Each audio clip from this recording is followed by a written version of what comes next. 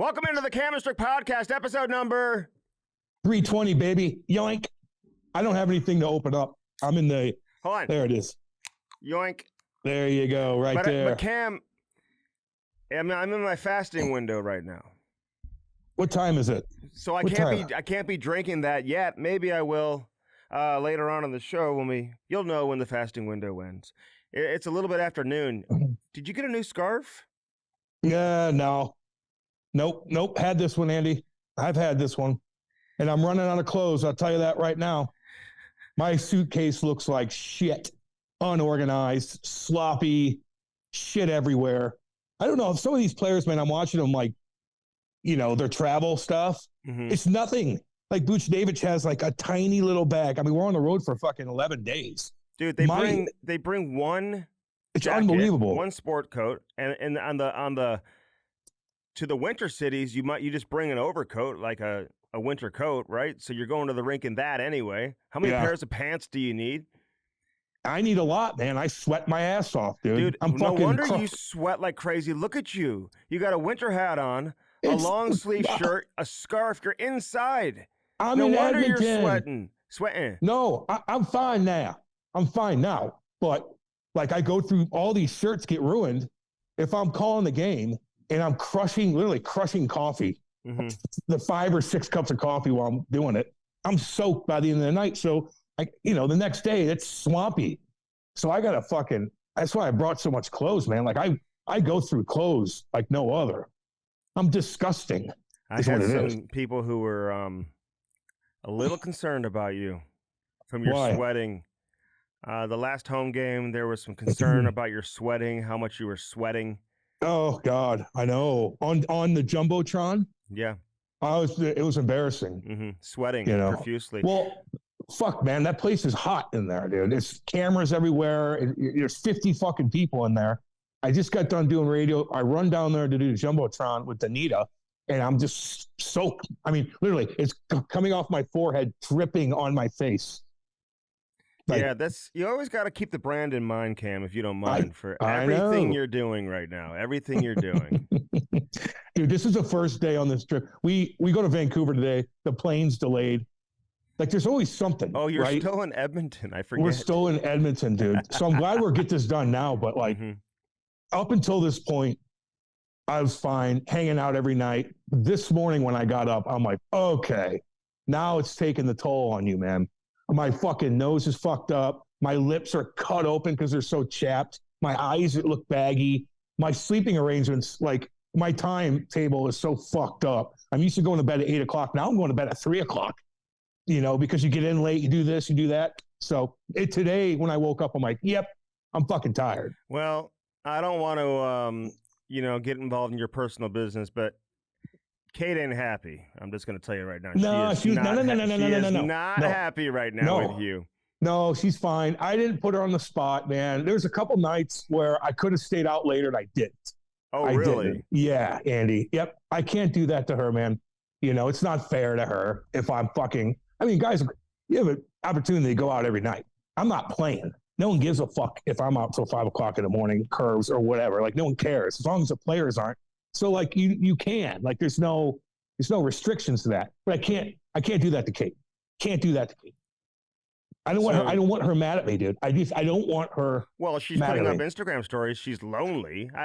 This is when I feel bad for her because Boo Boo's not there either. So that's a little bit, makes the house even more empty. She's got the dog. She's hanging out with her parents. I mean, dude, you better make it up to her when you come back. That's all I'm saying. I will. Well, I will. I mean, the bank account's going to look a lot better. Okay. So, I mean, is that okay? Like, I'm working. This is work. Nah. Like no. You're out late. You're out late. That's true. But they're long days, dude. Like a game day, like fucking in Edmonton, we don't even, usually at 8 o'clock at night, I'm kicking my feet up. I got my mind right. I'm fucking closing my eyes. I'm about to chill out. Now it's like, you better perform, baby. 8 o'clock at night, that's when you got to be on. So it's all fucked up, but Kate's okay. No, my Kate had to go take care of my dad, which ages you, My dad ain't easy to deal with right now, but he had to get a couple surgeries done. And Kate had to get up like 4 o'clock, take him to the hospital. Oh my God. The scheduling was fucked up. She had to wait hours and hours, didn't go back and pick him up. She had to do it again. So she's taking care of the home front while I'm gone too. So it's kind of a double whammy for her. But that's another reason. Like, she's doing all that shit, you know. I can't fucking stay out till 3 o'clock in the morning and not answer her calls. I can't do that. So call me a pussy. I don't give a fuck. That's where we are in our relationship. You know what I mean? Is she calling you? Yeah, but she knows. I'll call her when I get back. Like, I'm not going to ignore her. I'm not going to do that. You when I get back. I used to do that to my old girlfriends back in the day. They don't like that, dude. Oh my God, no. Well, it was different back then. But now, like, you just can't do that to your girl, man. No, can't do it. You know what I mean? So karma gets you too. You know. So listen, I've been following this case very, very closely. With United Healthcare, Cam, I don't know if you're aware of what's going on down here south of the border. Of course I am. Of course I am. And you're not even following anything. I don't even know what I can talk to you about right now. Oh, I'm not following anything? You think up in Canada there's not American news going on? Are you out of your fucking mind? The 51st state? The 50. You know how many shit kicking Alberta's? I got to give Alberta a shout out, man. Alberta's so fucking cool. It is. Now, Winnipeg, the city's kind of goofy. That's not even Alberta, but like the people in like Winnipeg to Calgary to Edmonton, dude, they are like guys. It's like the Midwest, man. Down to earth, fucking cool as shit, fun people, easy to talk to. I posted up at a bar, just shot the shit with fucking just random people for 3-4 hours the other day in Calgary, man. And they keep bringing up the 51st state and they're laughing about it. Oh, yeah. They all fucking love Trump up here, dude. They love him. You getting your mind right up there? Everything's legal over there in Canada. Remember, I look at, I kind of bashed Canada a couple times here and there. Justin Trudeau stuff, you know, Chaser even fucking bashed him too. But the people and the cities, man, like Calgary's a fucking cool spot, dude. Really cool. It's a cool spot. You're an hour away from Banff, which is the most beautiful place in the world, basically. Calgary, the town's clean. Yeah, it gets cold, but then it all melts. There's something that they call it off the mountains, a little warm front that happens. It melts all the snow. So you'll get shit on, but then it'll melt in a couple of days, like in St. Louis. So, but man, I got to just being up here, man. Edmonton, too. We had a good time in Edmonton. This whole setup, this rink that they built, Andy, it's fucking nice, dude. Everything's interconnected. I've been People there, everywhere. That rink is beautiful. I was there the first year that it opened, I believe, back around 2013, 2014. But I've been there since then too, and it's a beautiful rink. Calgary, though, let me just say this about Calgary, because one time I was there, a friend of mine from college, she lived in Calgary. She picked me up. We went out one night. She took me to a place, and you had to go through like a metal detector, dude, in Calgary to get into this like concert. And I kind of felt like I was in the States, and I think for people who live there who are driving around, like she was so nervous, they pull you over for anything at night. Like they're constantly pulling people over, giving a lot of like DUIs and shit like that. So, you know, I think it's like you got to be careful, even in a city like Calgary, man. Well, I ain't driving, motherfucker. Fucking, what am I going to do? They're going to pull me over for walking home? No, dude. Yeah, well, they'll pull you over any goddamn place. But there must be some crime there, dude. Like of course there is. I was shocked to see a metal detector. Andy, you got to do that when you go into a car. And I'm seeing some wild ass crime right now out of Canada on Twitter. There's a lot of shit going down. Winnipeg has crime, dude. I don't know what that organization's going to do. Just to be clear, like it's not a nice setup at all. They're getting like 12,000 fans. They're 9-1 at the beginning of the year. They don't even fucking sell out when we were there. They've been on the road for fucking three weeks. They come back. They have a home game for first time in a month. You know, and there's 12,000 people there. How are they making any money? How is that organization going to survive, Andy? The cap's going up. You're paying all these guys American dough. Well, that's the biggest concern because the cap is going up. So, like their window to win and to truly compete for a Stanley Cup, if you even think that team's good enough to do it. I mean, they're really coming back down to earth right now, Cam. Yeah. They're not scoring nearly as much as they were. Their power play has gone down drastically. They weren't going to be able to maintain that pace anyway. Well, would they get off to like a 15-1 start, something like that? They weren't going to be able to maintain that. That's not realistic. But now it's how do you overcome this and how do you bounce back from this particular stretch? It's like the Rangers, same type of thing, you know? I mean, the Rangers didn't get off to the same start that Winnipeg did, but they got out to a good enough start where people were like, hey, this is a Stanley Cup contender. This is their year. Now they're 3-7 in their last 10. How do they bounce back? You know what I'm saying? Like, how does this move with Trouba? Does it shake up the locker room? Do they react in a positive fashion, or does it backfire and it's a negative? But Winnipeg, man, you bring up an interesting point, because financially, yeah, Andy, that's the key. How do they stay up with the Joneses in the National Hockey League, man, with the cap going up and the revenue streams not really being there? No, they don't have major sponsors there. Like, there's not much going on. And if you're not like, if the Blues are getting 13,000 people in that rink at Enterprise, we'd be like, what the fuck is this? Mm-hmm. You know, that the Winnipeg's rink only fits 15,000. You know, you're already behind the 8 ball. Now you're not even packing it. When you came, you know, at the beginning of the year, you're freaking 9-1, dominating every team. They are. I don't know where they're going to be in 5 to 10 years. I don't mean to be like that to all the Winnipeg Jets fans. I love all you guys, man. Talk to the people from Winnipeg. I love you. You're not really making. It's a holiday season too. And what you're doing to these poor people. Fuck that. I'm a realist, homie. The numbers ain't adding up. You know, you're paying a lot of revenue out, man. A lot of money out. You're paying a lot of money out. Mm-hmm. I mean, tons. And I don't see how you're bringing that much in. Well, there's revenue sharing and some of the other stuff that exists. But I hear you. I hear you. There's rumblings out there, dude. People are concerned.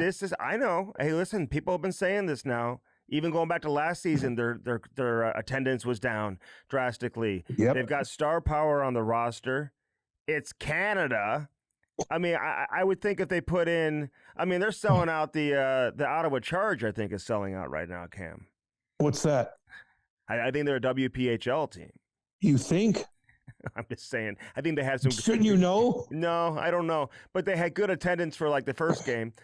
What I'm saying is, it's Canada. You would think if they put in an average team that they would still get great attendance. And they're not average. They've got real star power with Kyle Connor and you know, Connor Hellebuck, who obviously is a Vezina Trophy winner, man. They've got real star power up and down their roster. Scheifele's a big name. So I don't know, man. I don't know what to think about Winnipeg. They lost a team once.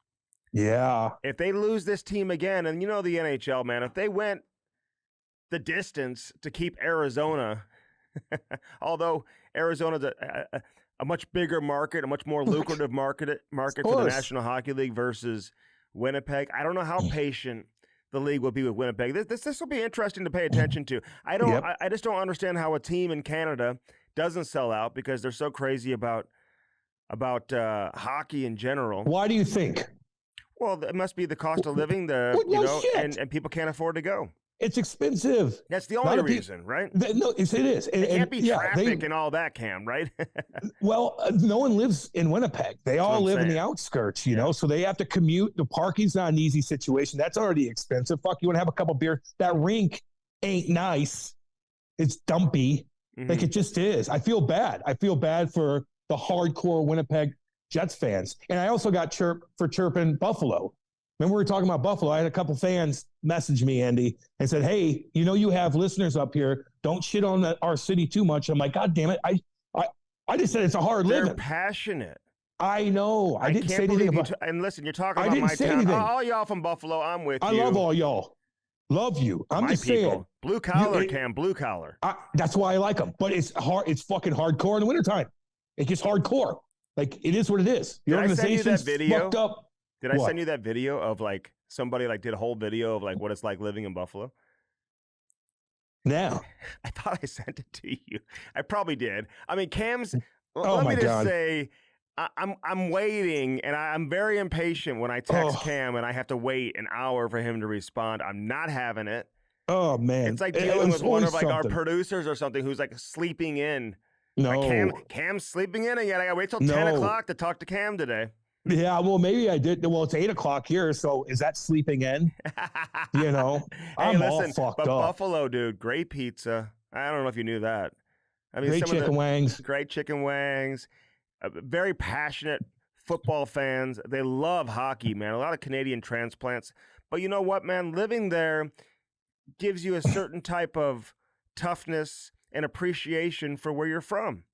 People who are from Buffalo love. But a lot of people stay there, dude. And you know, my whole family is all from there. So it's got a soft spot. That's why I always think I feel bad it does, for Andy. these hockey fans there because they love the game. They've always had great youth hockey year in and year out. A lot of alumni stay there too, Cam.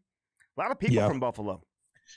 Yeah, I know. I just said the weather's hardcore. Like it is what it is. All right. I know it's blue collar. I know the fans are passionate. I get all that. I love all you guys, but goddamn, you'll get shit on fucking 5 feet of snow in 2 days, and you got to deal with it. You know what I mean? But let me get ask you jammed this. up. If you're a player and you have the option and you can sign in Buffalo and say they're a contending team. Yeah. I mean, if you really want to play in a market where you feel like it matters and the crowd is so into it and you're the lead story every single day, along with the Bills, as long as the Bills are where they are now, when the Bills are bad and the Sabres are good, the Sabres are going to be the top story. So those are the only 2 professional sports teams there. So like you're saying you wouldn't even in a contending situation like want to play there. I would want to play anywhere. It wouldn't be my top list. Yeah. It just wouldn't. Why? I don't care about being in the paper every fucking day.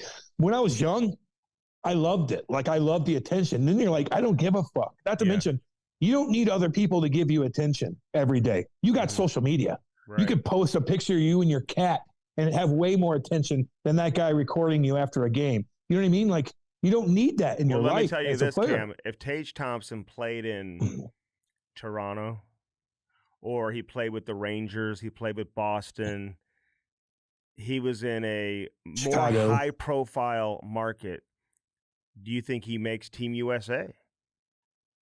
Does that even, like, increase his profile as a player? Do people truly appreciate this guy for how good he is? That's the only – there's a couple of – like, you want to talk about the Four Nations roster and stuff like this. Listen, I love Billy G, and I trust the staff in terms of what they're doing.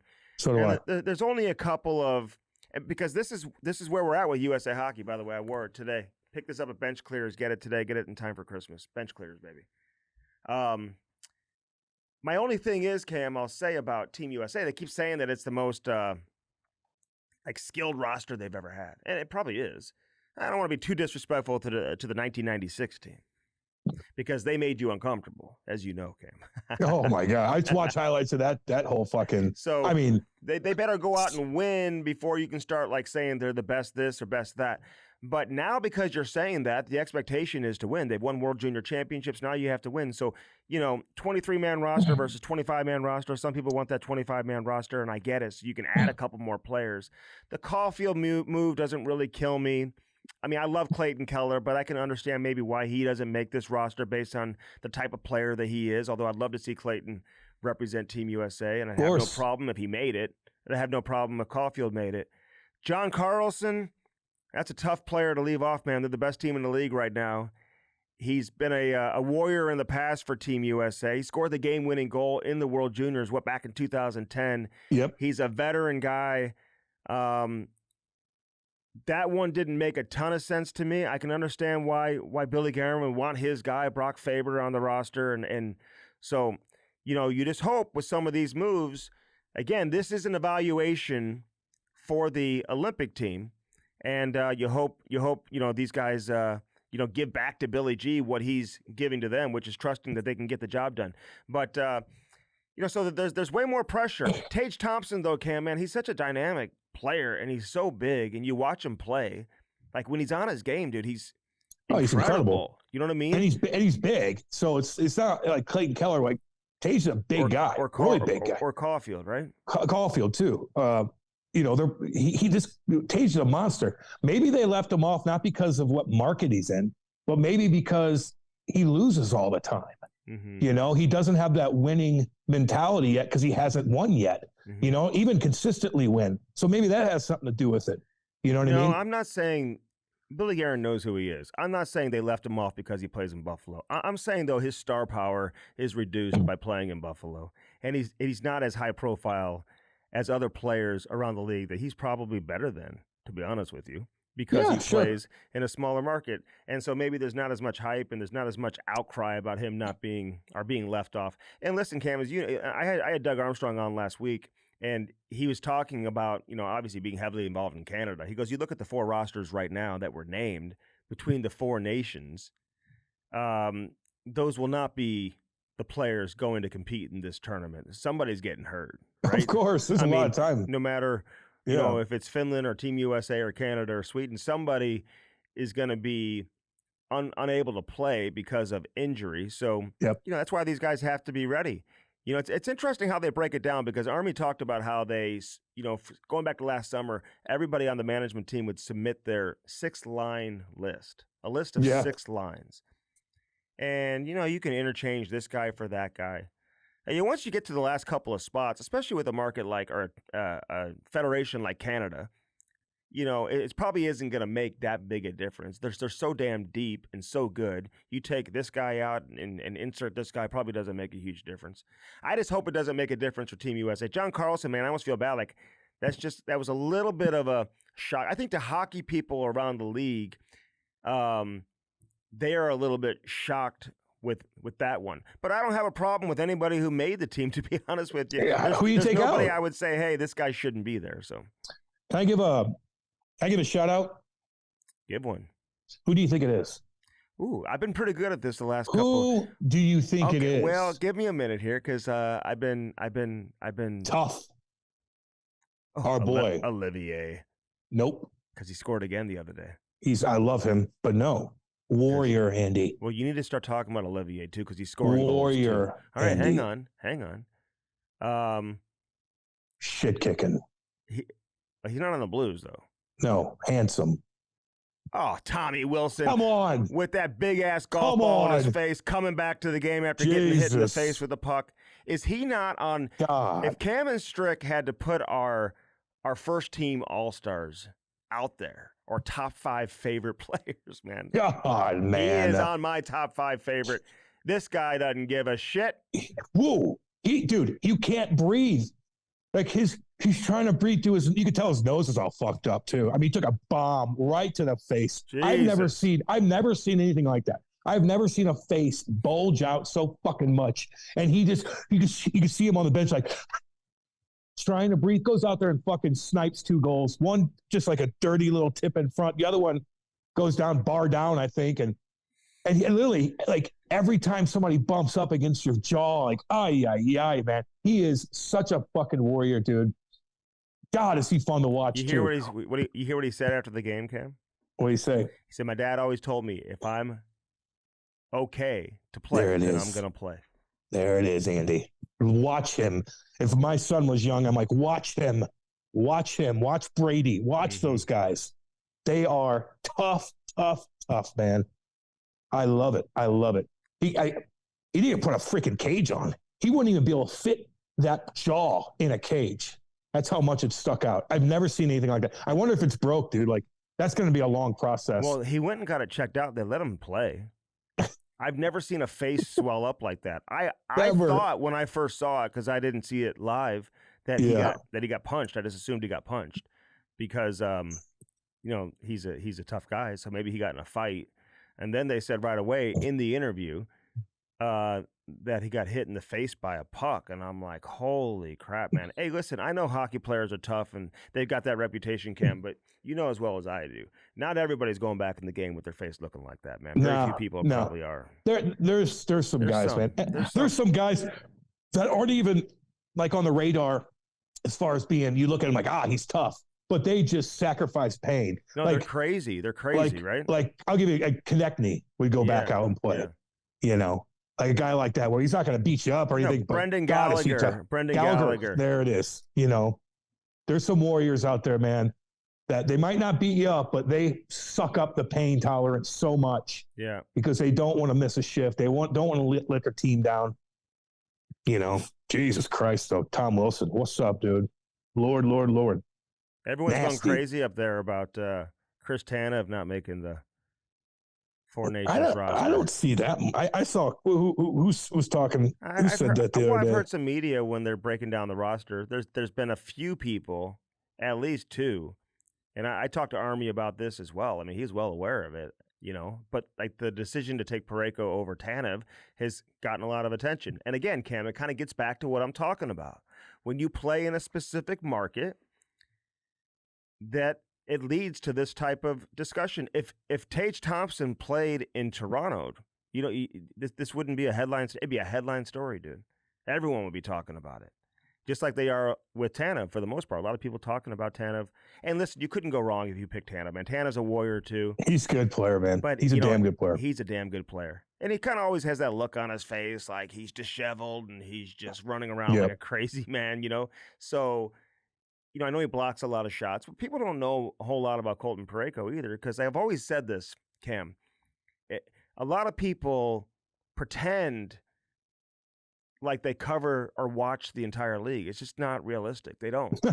No doubt. So they don't really watch Colton Parayko, dude. You know what I'm saying? Like, Colton Parayko blocks a lot of shots too, but just because he doesn't have this crazy look on his face all the time and his hair's flying around and he's diving around, maybe he just doesn't have that reputation. He's a big guy, doesn't fight, but he's physical in different ways, in terms of how he plays in the corners, how he plays in front of the net. Like, he comes out of the corner with the puck, which is the most important thing. He has the puck a lot.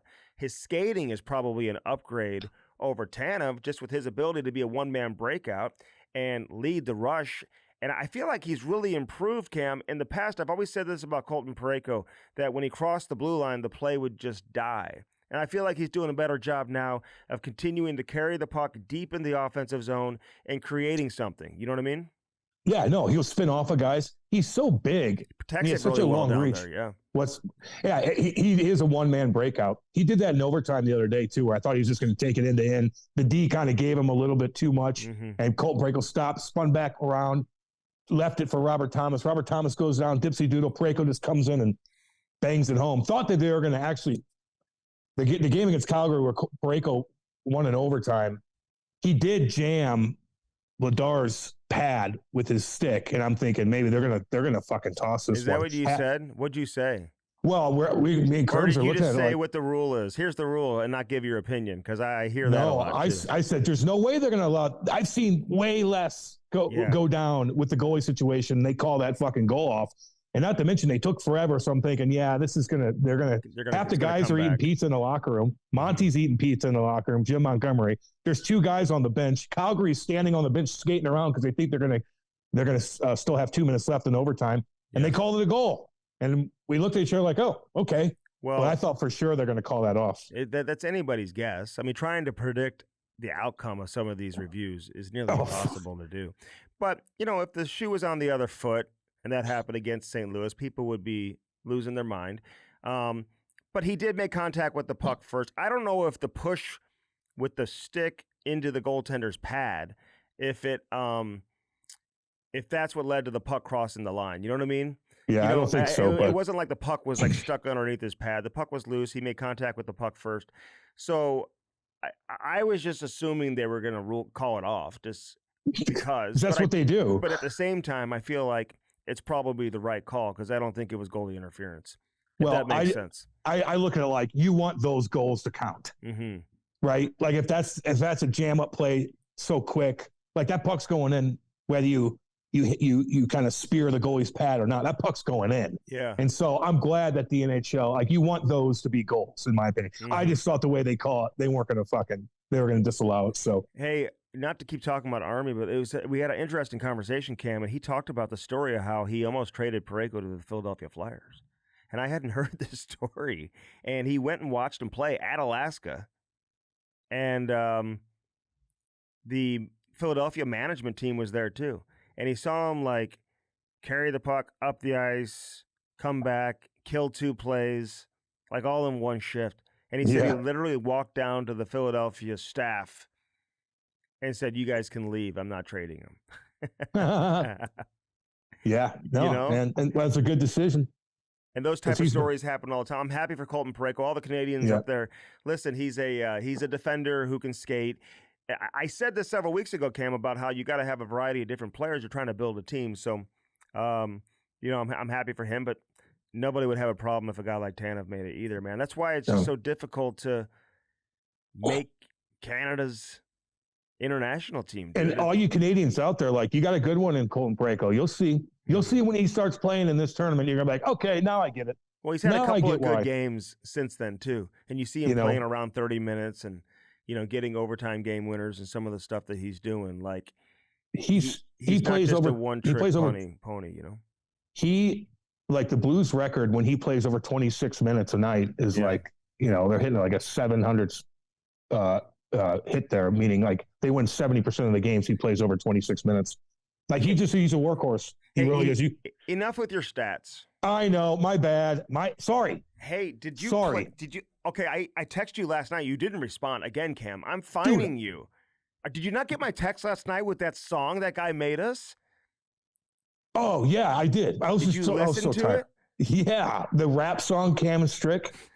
What'd you think of it? Play it real quick. I'm gonna play it. We haven't paid the guy or anything like that. I told him to make us like a demo, and I said, I don't know. We got to see if we, you know, but I'll give him a shout out and everything, man. I mean, hey, if you need a theme song, and you can can you play that on YouTube because he created it? Hell yeah, we're gonna give him a shout out, dude. Well, I'm just saying, like, can you play the song before our YouTube shows because YouTube won't edit it out because it's you know what I'm talking about? I don't see. You would know more about that than I do. I don't even know about all that. But you know what's interesting, Cam? On my he sent we had this long texting chain going back and forth, and somehow I've never done this, but I hit like vanish mode or something, and then like it all disappeared. Oh yeah, everything did. It says I hit. So his name's Brett McConaughey. Say what's up to Brett McConaughey. What up, Brett? What's going on, baby? Brett McConaughey. Play the goddamn thing if you're going to play it. Say hi to Brett McConaughey. I just did. Look, dude, it all went black. Everything's gone. So I got to go to Cam's text all right. to find the song. You're boring the audience. Hold on. You're boring the audience. I'm coming right now. Holy fuck. I mean, but Cam, listen, and now you're saying stats. You're like a different person, dude. Who I'm are you? I'm turning nerdy. I don't know. Stop doing all that. I'm sorry. Did you like the song before I play it? I'm going to play it for the people right now. Play the goddamn thing, dude. I was playing around the house all night last night.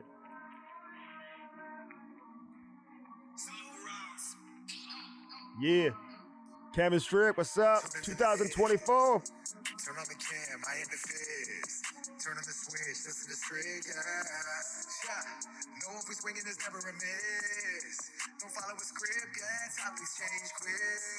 Looking for facts, looking for tips. One's an enforcer, one's a reporter. Together we Cam and Strick, Wow. One's a reporter, You tuning in to Cam and Strick. Damn, dude. One's an enforcer, one's a reporter. That's great. That's fantastic. So he just made that? He just made it. So I got to tell. That's great. Our boy, Danny Boy and Jordan over at Hat Launch, dude, I want a t-shirt that says one's an enforcer, one's a reporter. Yeah, dude. That's a cool song. That should be our theme song leading into every podcast. So, dude, one's a enforcer, one's a reporter. We already heard it. So make the you don't switch to strict. Hold on. Come on now. One more time. Turn on the cam, I hit the fizz. Turn on the switch, listen to Strick. No, if we swinging, there's never a miss. Don't follow a script, topics change quick. Looking for facts, looking for tips. One's an enforcer, one's a reporter. Together we Cam and Strick. God damn, that's good. You tuning in to Cam and Strick. Wow, dude. I'm not a rap guy, obviously. Yeah. But that is fucking fantastic. So he said it's not even the finished product. So he's probably upset that I even played it right now. But he's right, man. We don't follow a script. No. Hell nah. And the topics change quick. One's a reporter. How's Nashville doing? They're fucking terrible. Jonathan Marchessault called out, I guess, the coach a little bit. What'd he say? He said something like, I don't even know who I'm going out there with. Oh, yeah. Changes all the time. No, but like Stamkos made a comment, too, about the lack of scoring. And he was like, I have my idea. He said something like, I have my opinions. They asked him how you could have all these guys and you're having trouble scoring. He goes, I have my thoughts on that. Basically, I took that as a shot to the coach. Oh, yeah. I have my thoughts on that, but I'm not going to share. Like, he's not saying it's because, like, Roman Josi has no vision and can't pass the puck or something. He's not saying that, right? He's saying how they're drawing up the power play, and he said, hey, we're not. But he did say we're not seeing like seam plays, and we're not making seam passes, and we're not. And I kind of wanted to be like, listen, dude, you're not in Tampa, man. You don't have Cooch on the other side. Yeah, there's not many guys like that, Stammer. Like, I love you, Stammer, but like, I don't know if that's where these guys don't understand sometimes. You know, just how good they have it. And obviously he wanted to go back to Tampa Bay, but can you really fault Tampa Bay now? Tampa Bay probably brings him back on a short-term deal, on a 1 or 2 year deal, I'm sure. He wanted fucking the house. Mm-hmm. And they were like, dude, I'm sorry, we can't do that. So they move on, no different than how Vegas moves on. And look at these other teams, man. Tampa Bay, they're doing okay. And so is Vegas. They're competitive, man. Tampa Bay's competitive. You know, they are. And Vegas is Vegas still. And they got cap space too, I think. Vegas does. So it's like, I don't know, man. Like, I know it's hard because I don't want to like be disrespectful to a guy like Steven Stamkos because he's a generational player, man, and I've got so much respect for him as a player. But at some point in time, dude, the good organizations know when to move on. No shit, they do. They know a lot more than we do. You know, they know it. You don't think they're evaluating Steven Stamkos' body over the years and what he's been through? They know a lot more than we do. And so, you know, they took some flack for not re-signing him down in Tampa, and now everybody's like, well, there's reasons for it. He got a 4-year deal. He got a 4-year deal at $8 million a year. Like, people at that were age, so hard on Tampa at the time. Like, how could they do this? Yep. It's like, man, you see, like, in other sports, too, man, you see, like, great players move on, man. It's of course. Just like, you know, the Green Bay Packers moved on from Brett Favre because they had Aaron Rodgers. You know what I'm saying? You get the most out of your guys, and then once you can't, then it's a fucking business. Bill Belichick always routinely moved guys a year before they got old and completely fell off. And people were like, how are you moving on from him? Did he come back and see me in a year? Is he coach Belichick? Yeah. No. So that was a rumor. That was fake. I thought he was going to go to it. Oh, there was a report that he met with University of North Carolina or something like that. Yeah, I'm like, interesting. Like, don't go like there, if I'm Bill Belichick, stay in the NFL. That, or like, how about you just bang out your fucking 25-year-old girlfriend every day and spend money? Like, why have stress in your life at that age? Hey, Bill, go work in TV and go into the Hall of Fame. Go on a yacht with your fucking dime-piece girlfriend and fuck around for fucking 5 days. Like, Jesus. That's what I would do, Andy. Go ask Jimmy Johnson how nice life is when he's just on his yacht, like doing television 1 day a week. Is he even still doing Fox? I don't even know if he still is on the Fox pregame show, Jimmy Johnson. He is, dude. And he looks the exact same. Not stressed. Not stressed out. Rich. Like, not up all night, dealing with the GM, dealing with the owners, dealing with freaking prima donnas, dealing with this. Yeah. Fuck that. Yeah, have fun recruiting at North Carolina and like offering these like 17-year-olds a couple $1 million to come play football for you. Yeah, no doubt. They're almost making more money than you. Now the people are like, I love coaching college over NFL because they're easy to deal with. I'm like, well, now it's probably changing. Once that money starts siphoning through, their attitudes change a little bit. They're already there. They're professionals now. I know they are. They are, dude. They're fucking professional Although athletes. I do think as a coach, though, I will say I do think you can still kind of control them, certainly easier than you could at the NFL level. Even if they're making money, Cam. You want to make them run after practice, I think you probably still could. It's just a little different, dude. Once money's involved, it's a little different, man. What'd you think of Luke Richardson getting fired out of Chicago, man? A lot of people came to his defense. Again, we don't know enough internally what's going on up there, but from the outside looking in, it's just when your star player isn't taking the next step, that's whether you lose and you do this, whatever, you're losing games, your team's not very good, but your star player isn't trending in the right direction, you got problems. This is all about Bedard, Cam. It's all about him. It's all about him. I think as an organization, I mean, they've made this guy their savior. Anybody else in the league would have taken him first overall. So I'm not going to, fault them for that. But they were lucky enough to get another first overall pick where a lot of people thought maybe they weren't even deserving of it based on some of the stuff that they had gone down in recent years with Chicago. They get the first overall pick. And they're probably a little embarrassed that he didn't get named to Hockey Canada. You know what I'm saying? And that here in his second year, that he's not developing at the rate that they thought that he would. They thought he was going to come in and just be Connor McDavid or Sidney Crosby, and he hasn't done that. Now, the team is absolutely terrible. They have a very inexperienced general manager who is proving and showing everybody that he probably hasn't done a good enough job in terms of surrounding McDavid with Bedard with the necessary pieces to allow him to have success. He's got nobody to play with, and he's not that type of player that can just do it on his own. He's they've signed random veteran players, and so they're going to blame the coach because this is sometimes an avenue that a general manager can take. But guess what? Now you fired the coach, so now if you continue to struggle, you continue to fail, guess what? All the attention is going to be on the front office, specifically Kyle Davidson and the general manager. I just feel like you look at Sidney Crosby, his first couple of years, man. He makes everybody else better around him. Connor, I think, needs guys to make him better for the most part right now, at least right now. I mean, Sidney Crosby was lifting everybody around him up. How was that first team in 2005? They brought in a bunch of veteran guys. Gary Roberts, and guys like that. Who else? I'm gonna look it up for you real quick. I'm curious. I want to see how their roster shook out that year. Bucky had 100 points, and he was taking penalties too, man. I remember him cross-checking me in the back of the head one time. I'm like, Jesus. So they had Mark Recchi, who was still playing at a relatively high level. LeClaire still scoring goals. Yep. They brought in him, Zygmunt Palffy. You had, other guys. Mario Lemieux, obviously, was there his rookie season, too. That helps. Kind of in and out of the lineup. He played 26 games.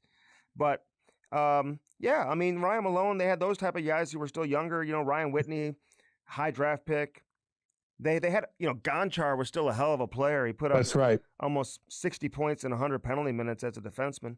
Smoking darts. So, smoking darts. They had some players, some veteran guys. The veteran guys that they've brought on board in Chicago just obviously haven't had the same impact. And, I can't make all the excuses on Bedard. He hasn't played at the level that they expected him to from a production standpoint. So the coach takes the fall. But if this is a coaching issue, I want to say their penalty kill, Cam. As a team, you look at the stats for the Chicago Blackhawks, some of the stats that you would point towards, that reflect coaching. I want to say they're near the top in the league. If I'm wrong about this, I'll apologize. But Come on, stat boy. I looked at, you should know this, the way your stats are right now. We haven't played them yet. Let's see. Chicago. Yeah, they're top 10. Okay. You know what I'm saying? That's pretty good. It's all about Bedard. No, he's top not trending the right way. Top 10 in the power play. Their penalty kill is... Let's go to the PK here. Sorry, everybody. Come on, let's go. Think about that rap song here for a second. Yeah. Their PK is top 10. They're 8th, man. So their special teams both in the top 10 right now. That's not coaching. I mean, that is coach. That's positive coaching, right? Yeah. That is that's coaching. Good coaching. Yeah. So I'm saying that's not a reason to fire the coach. That's not a showing that there's a problem with the coaching. Not when you're now. I'm sure their goals for is down. When you have a record like that, you don't score a whole lot. You know what I mean? So, there's some issues there. Yeah, 30th in the league in goals for. Man, that's not very good. You know what I mean? But no, man. I don't know what these expectations are.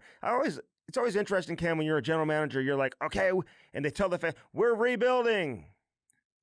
And then it's like, we're going to fire our head coach 20-plus games into the season. It's like, but you got to win, And Connor Bedard's got to be like, top 5 in scoring, Well, I would say that they probably looked at Luke Richardson at the beginning of the year. It's like, look, we know we're going to lose a lot of games, but you see that kid over there, the handsome little kid? He needs to be trending in this direction consistently the whole time. Now, if he's not, we're going to have problems. And he didn't. And so they had problems. I mean, that is all. It doesn't matter about wins and losses, man. Like, how's Bedard? How is he trending? Is he dominating? No, he's not. Like, he's just not. And it's unfortunate, man, because I root for him. But you know what? Like, you you put him on this pedestal like he's fucking Caitlin Clark, literally. I've never seen, we talked about this last time, never seen anything like that. No. Like Crosby when he was pumped up, but man, Bedard was just everywhere you look. The people that don't even watch hockey in St. Louis media were talking about Bedard for a year. You know, he would have, his face would be everywhere, even in the States and ESPN, Bedard's face is there. Like, God, he got a lot of attention. Mm-hmm. And now he's just plateaued. And I hate seeing that because I love that kid, man. I love watching him play. Hey, I want to talk about this Brady Tkachuk situation real quick because a lot of trade rumors and stuff. Mm-hmm. Yeah, and I can tell you that there was never any possibility of him getting traded to New York, to the Rangers. There was so much talk about it. In fact, I think it was made clear to Brady internally with that organization to make it clear, like, hey, listen, focus on playing hockey. Do not listen to the rumors. Yeah. I don't think they're there yet. You know, the only thing that would make sense for me in trading Brady Tkachuk is if you know that once his no move kicks in, that he's going to force his way out of the organization, and you want to have that freedom to be able to send him to wherever you want and to go out and fetch the best deal you can without him holding all the leverage. You know what I'm saying? Yeah. So his no move kicks in, I believe, next summer. And I'm not suggesting by any means that he's going to all of a sudden go to the organization and demand a trade and then, you know, basically be able to do something similar to what Matthew did, which was, you know, get to a destination he wanted to, get the full max contract extension that came with it.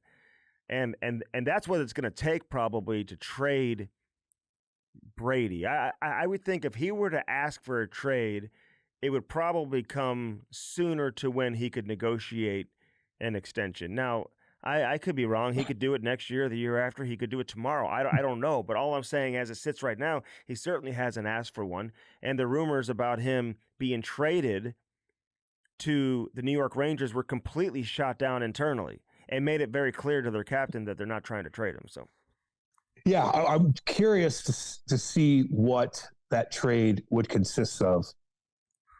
What would the Rangers have to give up to get that kid? What would you give up? Lafreniere, probably. At least a couple of players, man, and some high picks. I mean, you got to do. But like, how high are the picks that the Rangers have had in recent years? Probably not high at all. You know what I'm mid-pack. Saying? I mean, who's coming to truly help? If I'm Ottawa, I want that Lafreniere kid for sure. That's guaranteed. Mm-hmm. The way he's young, the way he's matured, you know, and then a bunch of other shit. I don't know. I don't know. I mean, listen, you name any top. I mean, he's a top elite player in the NHL. You name any elite player who's in their mid-20s right now. I mean, the package to get a player like that obviously is significant. Yeah, man. least. But the Trouba situation, him and Gudas in Anaheim, that'll be interesting, you know? Okay, so a lot of people upset with New York. How could they do this to this guy? And listen, I get it. I don't think it's going to prevent players from wanting to sign. It's funny because they're like, how could you do this to this guy? You know, force him to take a trade, then turn around and give Shesterkin like $92 million. It's like if I'm a player, I'd be like, whatever. They pay their guys too, man. You know they do. So it's all good. And it's not like I'm not signing with the Rangers when they turn around and just give their goaltender the biggest contract in NHL history for a goaltender. So they will pay. They have the money. You know, sometimes you swing and miss and you get a player in a trade and you thought he was something that he's not. You know, he put up some points in Winnipeg. He hasn't provided near the close to the same amount of offensive production as a New York Ranger. They brought in Adam Fox. They don't need him to be that guy anyway. He doesn't have the best feet, Cam. No, he doesn't. So he's not a great skater, and you know this because I used to say this about you. Close your ears for a second, because when Cam was playing, I used to tell people that Cam was more of a hitter than a fighter, even though you were a great fighter. But the reason why you were a good hitter is because you skated well enough to get there. You got to be able to skate. So you weren't like dangerous in open ice with the puck on your stick, but you were in danger when the other team had the puck on their stick in open ice because you could get there. But once you stop being able to get there, you're not nearly as effective. And you're seeing that with a guy like Trouba right now. From a physical standpoint, if your skating isn't there, the physicality just isn't going to be nearly as impactful as maybe it once was too. he could still line you up and get you without being a great skater. Yes, he because can. He's smart and he's fearless. And he's fearless, and he knows the timing. So he sees the play develop. All good hitters see how the play is going to develop, and they kind of sneak over there and get in the way as quick as possible before you even know it's coming. But you don't really need to be fast to do that. It's just when a guy goes around him trying to open up his hips to take him out or to get in front of him, that's where the problem is. My point is, though, you're right with his intelligence. I mean, he knows how to line guys up, please. Yeah. But that's not worth $8 million. No. Against the cap. And so people got upset, Cam, because they're like, he's got a no trade clause. And guess what? He did what was in his right to basically turn down a trade, right? He had a 15-team no trade clause, and he turned it down. So then the team has it within their right to say, okay, we're going to put you on waivers. And then it's within his right to say, no, I'll take the trade to Anaheim. Although when you do go down to the American League, you don't have to pay escrow, Cam. So players should always remember that. Andy, that's a big deal, man. You know, it is a big deal. Hey, okay, send me down to the minors, although you don't want to be in the minors, right? You want to be in the show. You want to be in the show. But I don't give a fuck. So I listen, it's a loophole. Chris Drury doesn't mess around. We saw this, what he did a few years ago with, recently, I should say, with Barclay Goodrow, similar type of situation. Yeah. There's some people thinking maybe there's some collusion involved, and there were some conversations with some other teams going on behind the scenes to make sure this was going to happen between Anaheim and the Rangers. So other teams didn't claim the player off waivers before it was Anaheim's turn in the pecking order. I think they had the third worst team record in the league, but Nashville wasn't going to do it. They've got enough overpriced guys right now. Chicago, who knows? Maybe they would. I don't know. But I think this was lined up for Anaheim to take the player and claim him on waivers, but then they were able to work out a deal. The player said he would go. But I don't fully fault Chris Drury. I mean, it's within his right. I know players earn the clauses in their contract, and you work hard to negotiate those clauses. And but I've just seen this so many times, Cam. I just realized that it's just such a business. I remember years ago, I took so much heat because back when message boards were like violent and mean, and like you didn't have Twitter, okay? And I remember Dougie Waite the Blues went to him and said, hey, we have a trade to send you to Anaheim. And he said no. And there were rumors going around that he was going to be traded. I reported that he rejected the trade, exercised his right in his clause, in his contract, to turn down the trade.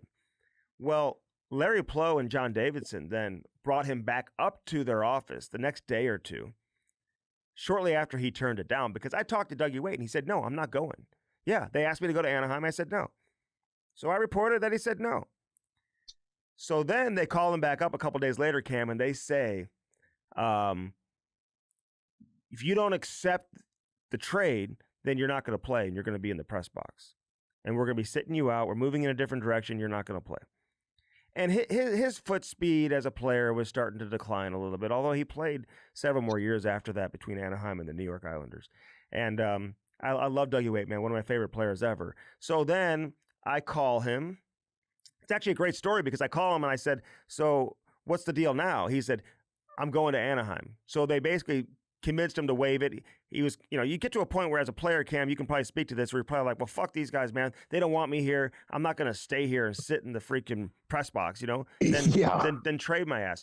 So he takes the trade, and I find out that Andy McDonald is coming the other way from Anaheim, who was a really good player, had some great playoff years, and loved Andy, had a great run here in St. Louis, too.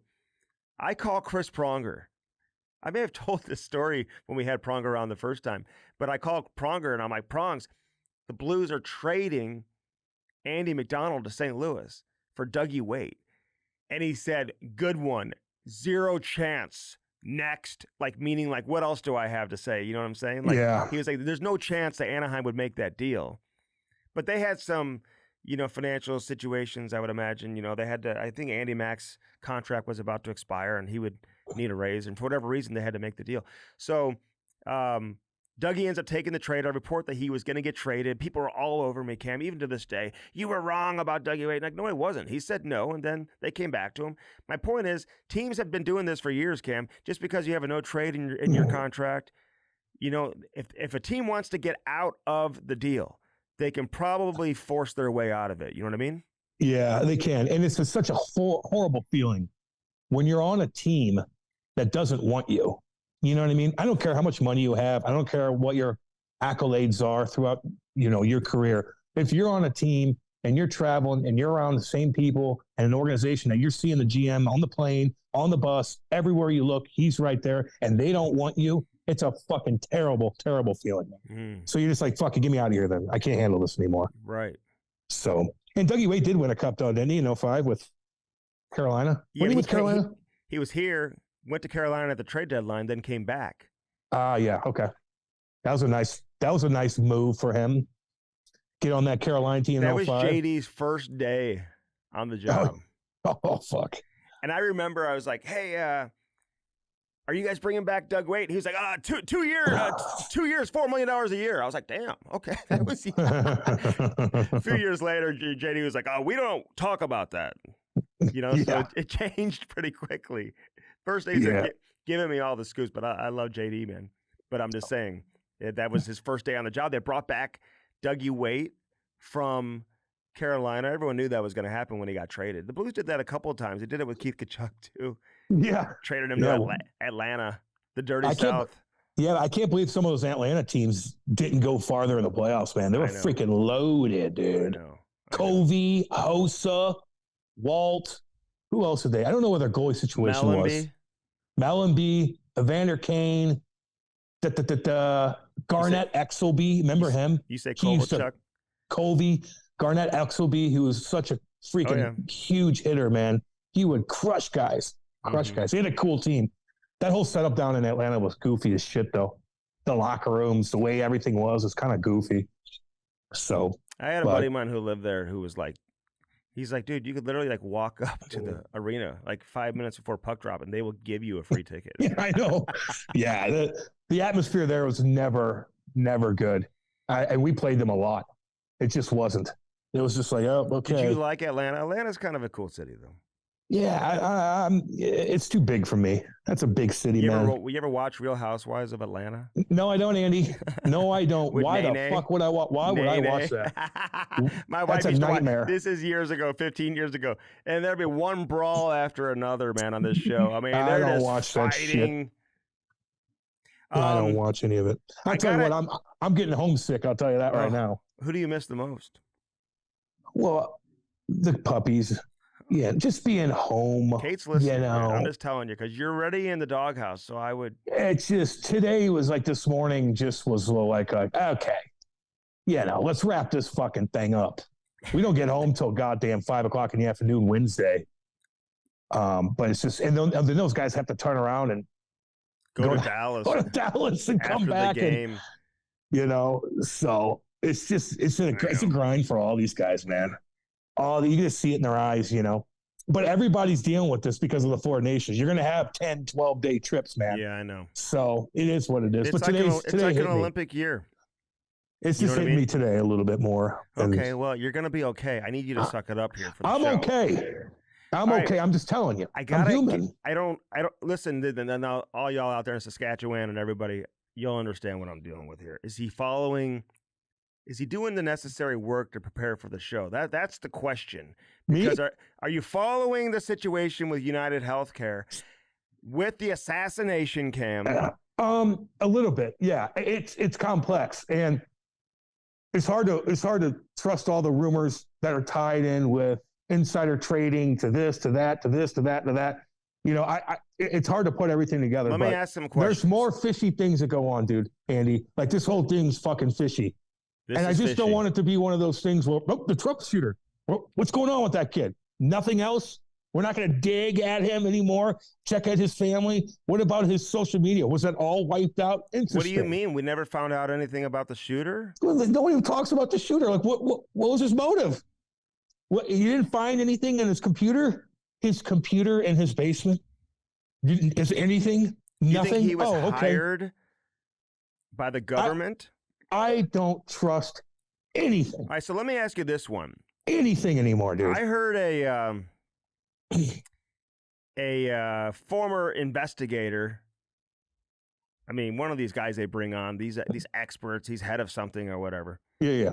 And he suggested, the first person to say this, Cam, it was the night that this guy got, the day that he got shot. Yeah. That this could potentially be an inside job where he's almost like hiring his own hitman to kill him. I was like, whoa. Like he hired someone to, and I don't know if that's been ruled out. Wait. What? He was suggesting that the CEO of United Healthcare hired his own hitman because the hitman had so much clear information as to where he was and where he was going to be at the time. It was so unusual to have a guy just walk out of a hotel and have a person who had planned to assassinate that individual be there ready to go at that time of the day. Well, yeah. There's something to it, man. But did he look like a professional? The way he... You know what's fun? Hold on. You know what's funny, Cam? I want to get your take on this because originally people were like, this was like an expert job. He knew exactly what he did. And then right away you get all the experts coming on television. Yeah. They're all like, he didn't know how to use the gun. He didn't have it wasn't a silencer like people were saying. It was all this and all that. A professional would have walked up. Hey, he wouldn't have been spotted at a goddamn Starbucks. He wouldn't have been spotted here. He would have been decked out, and he would have went right up to him in the back of the head and went bank, dropped the weapon, gone. He's just shooting, boom, boom. Like he's lucky he even killed him. You know what I mean? So he got him in the legs, I think, with the first shot. Got him in the leg, and it didn't look like you knew what he was doing at all. Like all the professionals, like no. Yeah, if that was a fucking legit hitman, that he would have snuck, boom, boom, killed it, boom, gone. There were people there. There's like a car parallel parking. There's a lady getting out of the way. Like, it's weird, man. All this stuff is really, really bizarre. It really is. And sometimes it just gets swept under the rug and no one talks about it because another big thing happens and everybody's focused on that instead. Yeah, but they're still talking about it. So he escapes into Central Park. You think it's easy just to hide into Central Park? Yeah, he had a bike and a little e-bikes or whatever the fuck they're called. They go pretty quick. Those things are pretty quick. So you could skedaddle out of there. But you're going to get caught, man. I will say this, Andy. There's masks out there that are made of mesh. I know. They change your skin color. They put mustaches and goatees on you and shit. I could use your face and put that bad boy on. I look like you. Now, I know. I'm way more jacked, and they'll figure that out. But I would have your face. It's really creepy, dude. It's mesh, and you cannot tell. So you're like, no, that wasn't me. Look, that guy's got a mustache. He looks completely different. He looks Spanish or Mexican. Right. We're looking for a white guy. You know what I mean? Right. So I don't know, dude. There's a lot of shady-ass shit going on. How's Jay-Z doing? Hold on real quick, though. I want to ask you this, though. The guy and apparently they have a suspect in custody who they found at a McDonald's and he had all this shit on him. 4 different state IDs, a silencer. He had a manifesto, which I had to ask you earlier today what a manifesto was. I wasn't sure what that was. Yeah, just like a document keeping track of why you're doing something. And so it sounds like it's him. And then he must have gotten on a bus and fled New York or whatever. He was in Pennsylvania. Well, remember the trans shooter that shot up that school? In Tennessee? Yeah. She had a manifesto, and of course it never got out. They buried that under the rug, of course. Why? Wouldn't it be interesting? Because, it doesn't fit their narrative that they want. You know what I mean? Okay. So they're like, oh, we can't talk about this. There's nothing to see here. Wait, what the fuck? Let's read that so we could learn from it. What's going on with this girl? Why did she become completely cuckoo? Why? Let's read what she has to say. What was she talking about? Are you okay with Hunter being pardoned? He's a fucking weirdo. I don't care about Hunter Biden. Okay. I don't. It is odd of some of the, the shady stuff that him and his daddy is a big guy, the big kick it up to the big guy. their Ukraine deals or Russian deals or this, that. Everybody's like, Trump's in with Russia. No. Biden was, and Hunter. So that kind of stuff shady. The laptop, which everybody's like, that's Russian misinformation. No, it wasn't. But if he fucking pardons Ouchie Fauci, I'll be fucking pissed about that. What is he being charged with? Well, I mean, nothing yet, but probably a lot of stuff like you lied to the people. I need to know. Wait, is Fauci? I read that too, Cam. Is he in danger of being criminally prosecuted? Yeah, goddamn right. For people what? Are gonna, what do you mean for what? No. Shut the whole world down because of you. So who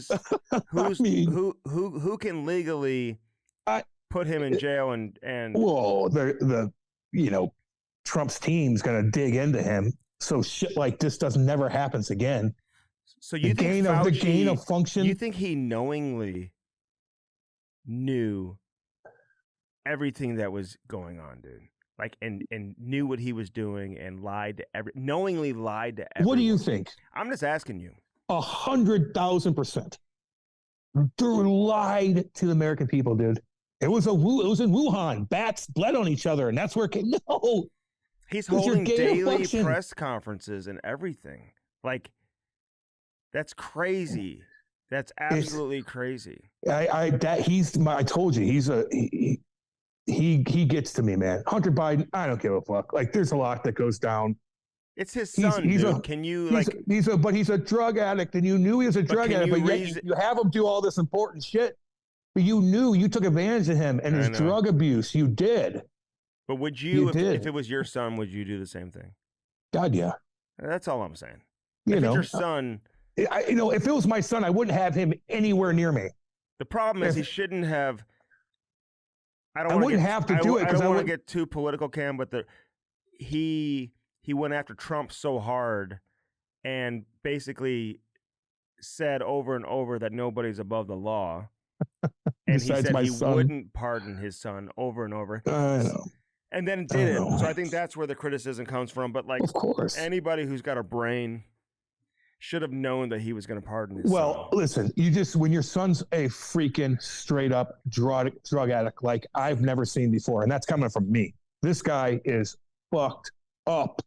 How do you know? And at his freaking videos he posts, he's snorting freaking crack rocks off fucking prostitutes. On video? On video? Driving down in a convertible going to freaking Las Vegas smoking crack kid with girls everywhere, doing prostitutes, spending money, doing this, and he's in charge of important things. That's unacceptable. Damn. Yeah, man. Look him up. What are you talking about, Andy? With your head in the sand? Well, Look how he knew he was doing. Oh, I knew all about the reputation or whatever. I didn't know it was that type of video. Smoking crack. No. That's not. I'm not. No, legit crack rocks. Mm-hmm. He's weighing these crack rocks, dude. On this little scale, and these hookers are everywhere. And he's in his tidy whities, and he at one point he didn't have any teeth. Pardoned. You're pardoned. Yeah. So it's shady, man. There's a lot of shady stuff going on, but the American people are wise to it now. For the most part, a lot of people are coming out this is. What They're questioning everything. Rightfully so. Trump did a long interview yesterday or 2 days ago or something with that lady from NBC. She's hosted a couple of. She's been a moderator for some debates and stuff like that. So yeah, I've been out of the loop a little bit with all that stuff. Well, you need to get back into it. Well, shit, man, I'm hockey through and through right now, dude. I mean, what did Biz say when he came on with us? What's his number one? Number one what? He said his number one. His wife was his podcast, he said. Oh, yeah, for sure. Yeah. Have I missed anything? I'm sorry. Well, almost today. Today was goofy, man. Our plane got delayed, so we're not flying out. Now it's 3:00. We're flying out. But I'm glad we got this going now. Instead of me waiting until I get to Vancouver. I know. Hey, I just found this little. I'm just at the Oilers rink, man. And I just found this cool little area. Mm-hmm. While they're practicing right now. No, it's nice down there underneath. They got a nice little club, It's restaurant awesome. area. The locker room is so nice. There's people after the game Saturday night, hockey night in Canada. McDavid just dominated that fucking game. Blues couldn't keep up with him. And then you walk right to the lobby, which is all this is attached. All the fans are out there. Their fans are everywhere. There's girls everywhere. It's like a club scene, man. It was really cool. Mm-hmm. And the Blues have that by their dressing room, and they don't get as many people down there, but there's some games where there's a lot of people, but it's Andy, there's way different setup. Way different setup. Even close. The Blues have nothing like this. Yeah. There's no attachments anywhere. I wish they would make it like a ballpark village type like they do here. The Blues would have to buy the parking lot across the street. They'd have you're saying they're like extended beyond the building. Yes, behind the building. So when you walk out, you don't even have to go outside. It's all connected. Go right to this beautiful club where the hotel is. That's connected to this. And there's a mall connected. Like, it's really, really cool. It's so convenient, man. Everybody's like, oh, you're in Edmonton. I'm like, fuck, not to mention it was 50 degrees here. Mm-hmm. It was cool. I talked to somebody today who's traveling to Edmonton on their way there right now. It's not an easy flight from Florida, of all places. That's tough, dude. That's a tough one, man. Listen, Kelly Chase came in last Thursday. Yeah. Cam was on remote. Calgary. You were in Calgary. But it was a great conversation like it always is when we have him on, dude. Yeah. We have a lot of fun when we talk with him, even though the last couple of conversations have not been, for the, what am I trying to say? He's got cancer. He's got cancer. And so it's a little bit down and out. Downer, right? But we're people still want to hear from him. We're still able to have a conversation with him and not just talk about cancer. I think it's a great way for him not to think about it too, man. I really think he enjoys coming on, shooting the shit with us. Yeah. And listen, I don't think he wants everyone feeling sorry for him and feeling bad for him, but he knows he has a lot of support and a lot of people thinking about him. And that's all you can do from that standpoint, man, is know that he's a different breed, different type of person who he has what it takes to get through this type of stuff, mentally, definitely he does. And he'll do it again. You know what I mean? And Andy, I tell you this, he's tougher than I am because me and you both, if I had that going on, and you never know, but I would probably I would want to get out of the hospital bed, but I don't know if I'd want to be around people. I don't know if I'd want to be on podcasts. I don't know. Hopefully I would. Hopefully I'm strong like him if that ever hits me like that. But I just think I'd just be curled up. I don't want to see anybody, and I think that's not healthy to be that way. You want to get out. You need to talk to people. You need to smile and laugh and get away from your own freaking head. Get away from it. In order to do that, man, sometimes you got to be around people. And even though, you don't look the best, like Chaser's strong, his hair is beautiful. Like he walks with confidence. Now you just don't look right. You're sick. You're weak. It's not you. That's not Chaser. You know what I mean? Yeah. So for him to be able to go out in public and talk to people, it's just, he's strong-willed, man. And that's why he's going to beat this again, in my opinion. That's why I asked him. I was like, does your doctor know that you're like doing this today? Like you're like moving around. He's going to do whatever he wants. Yeah. Anyway, that's just kind of his personality. And I don't mean that as a negative, but like he has that confidence about him. You know what I'm saying? Yeah. That he knows he's going to get through this and he will, man, and he's going to do it on his terms, Yeah, so no doubt. It's not going to be easy. It's not going to be easy, man. It's tough stuff going on with him. But we love having him in. We love him. And it's a great conversation. People always look forward to it and enjoy our conversations with Chaser. And even if he didn't have cancer, we'd want him to come in and shoot the shit with us. He's the kind of we got guys that we're going to rotate a little bit more that just have more things to say and more things to say. Chaser's certainly one of those guys. Of course, the Kachuk brothers and stuff like that. Yeah, they're going to be in the mix a little bit more, stuff like that. So prongs. There's guys, you just bring in. I mean, the listener, like, would you rather hear from somebody we haven't had on or somebody who is going to be gold? Bring the heat. Bring the heat. Yeah. And Chaser brought the heat big time. So I look at First Take on ESPN, Cam. They don't have the same guys on every day, but it's the same rotation. You know what I mean? I don't even get into that. Stephen A. I don't mind Stephen A. right now, man. Like he's honest with himself. Political like too.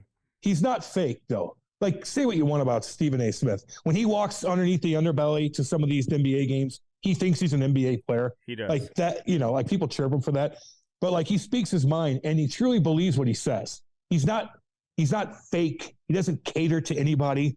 He doesn't tiptoe around certain things because they might get mad. No. Like, do you agree with everything he says? Absolutely not. But I think that he truly believes what he says and he doesn't have that fucking somebody tapping him like, you better watch that. No, that's why I respect him. He just has the ability to say it with a certain type of style and charisma, and he's loud, and he's got a New York accent, and he's just uses vocabulary, and he's loud. Remember he was like doing, he's like training, and he's dead serious, and he hits the boxing gloves like he hits the pads, and he's like, yeah. He looked like you in that video that remember you were punching my hand. I still have that video. I'm going to post that so you guys want to see it. Andy in our old studio, I go, just punch my hand. And Andy gets up like, Wah! And then he starts really punching me like, Jesus. So I might post that bad boy. It's pretty funny. But man, I'm ready to go home. I can only imagine with the players too. Like I don't give a fuck if you're traveling private, dude. We have the nicest jet. We have our own area. We have our own Stewies back there that are cool as hell. We hung out with them the other night. They're so cool. We have such a nice setup, but I don't give a fuck. This wears you out. Yeah. Traveling, you forget how much. And even like they talk to some of the guys, they had a wives trip one time, The wives sometimes don't understand. You're playing a game, okay? Mm-hmm. We're traveling on a nice jet, and you see the pictures of the guys coming off the nice plane, the hotels. So they had a wives trip, and they show the wives, and it's like 2 days into a trip, and they are so exhausted. The wives don't even go out.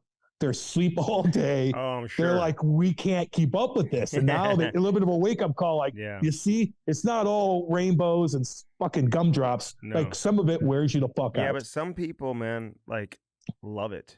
And love it, Andy. Love it. They love being away. Love it. They just love partying and going out every single night, dude. They live to be on the road. It's tempting to go out every night when you're not playing. When you're the radio, TV, it's a long. The days you work are long days, man. You got to be on. Who you are. Sometimes it's nice to have a nice dinner and just go in and chill out in the hotel Sometimes room and watch order TV, room service and fucking lay there naked and chill, and no one bothers you. Like I love all the guys, but sometimes, like the other day in Calgary, I know we weren't even that long on the trip, but I was like, I just want to be by myself. Yeah. And I love everybody. And other people do the same thing where I'm like, I'm just going to go post up by myself, make my phone calls, chill out. Because you're just around people all day, every day. I would love to go take a walk through a city. When you're staying in a cool city and you're in downtown, whatever, it's nice to go walk around. You know what I mean? Go talk to people. I like posting up and talking to people. Mm-hmm. I'm a social butterfly, man. But I also like to be by myself. There's a balance to it, dude. Firstform.com/Cam&Strick. That's our link, man. I'm seeing more and more of our listeners, Cam, make orders, man, and we appreciate that. All of you who have supported First Form and obviously the Cam&Strick podcast.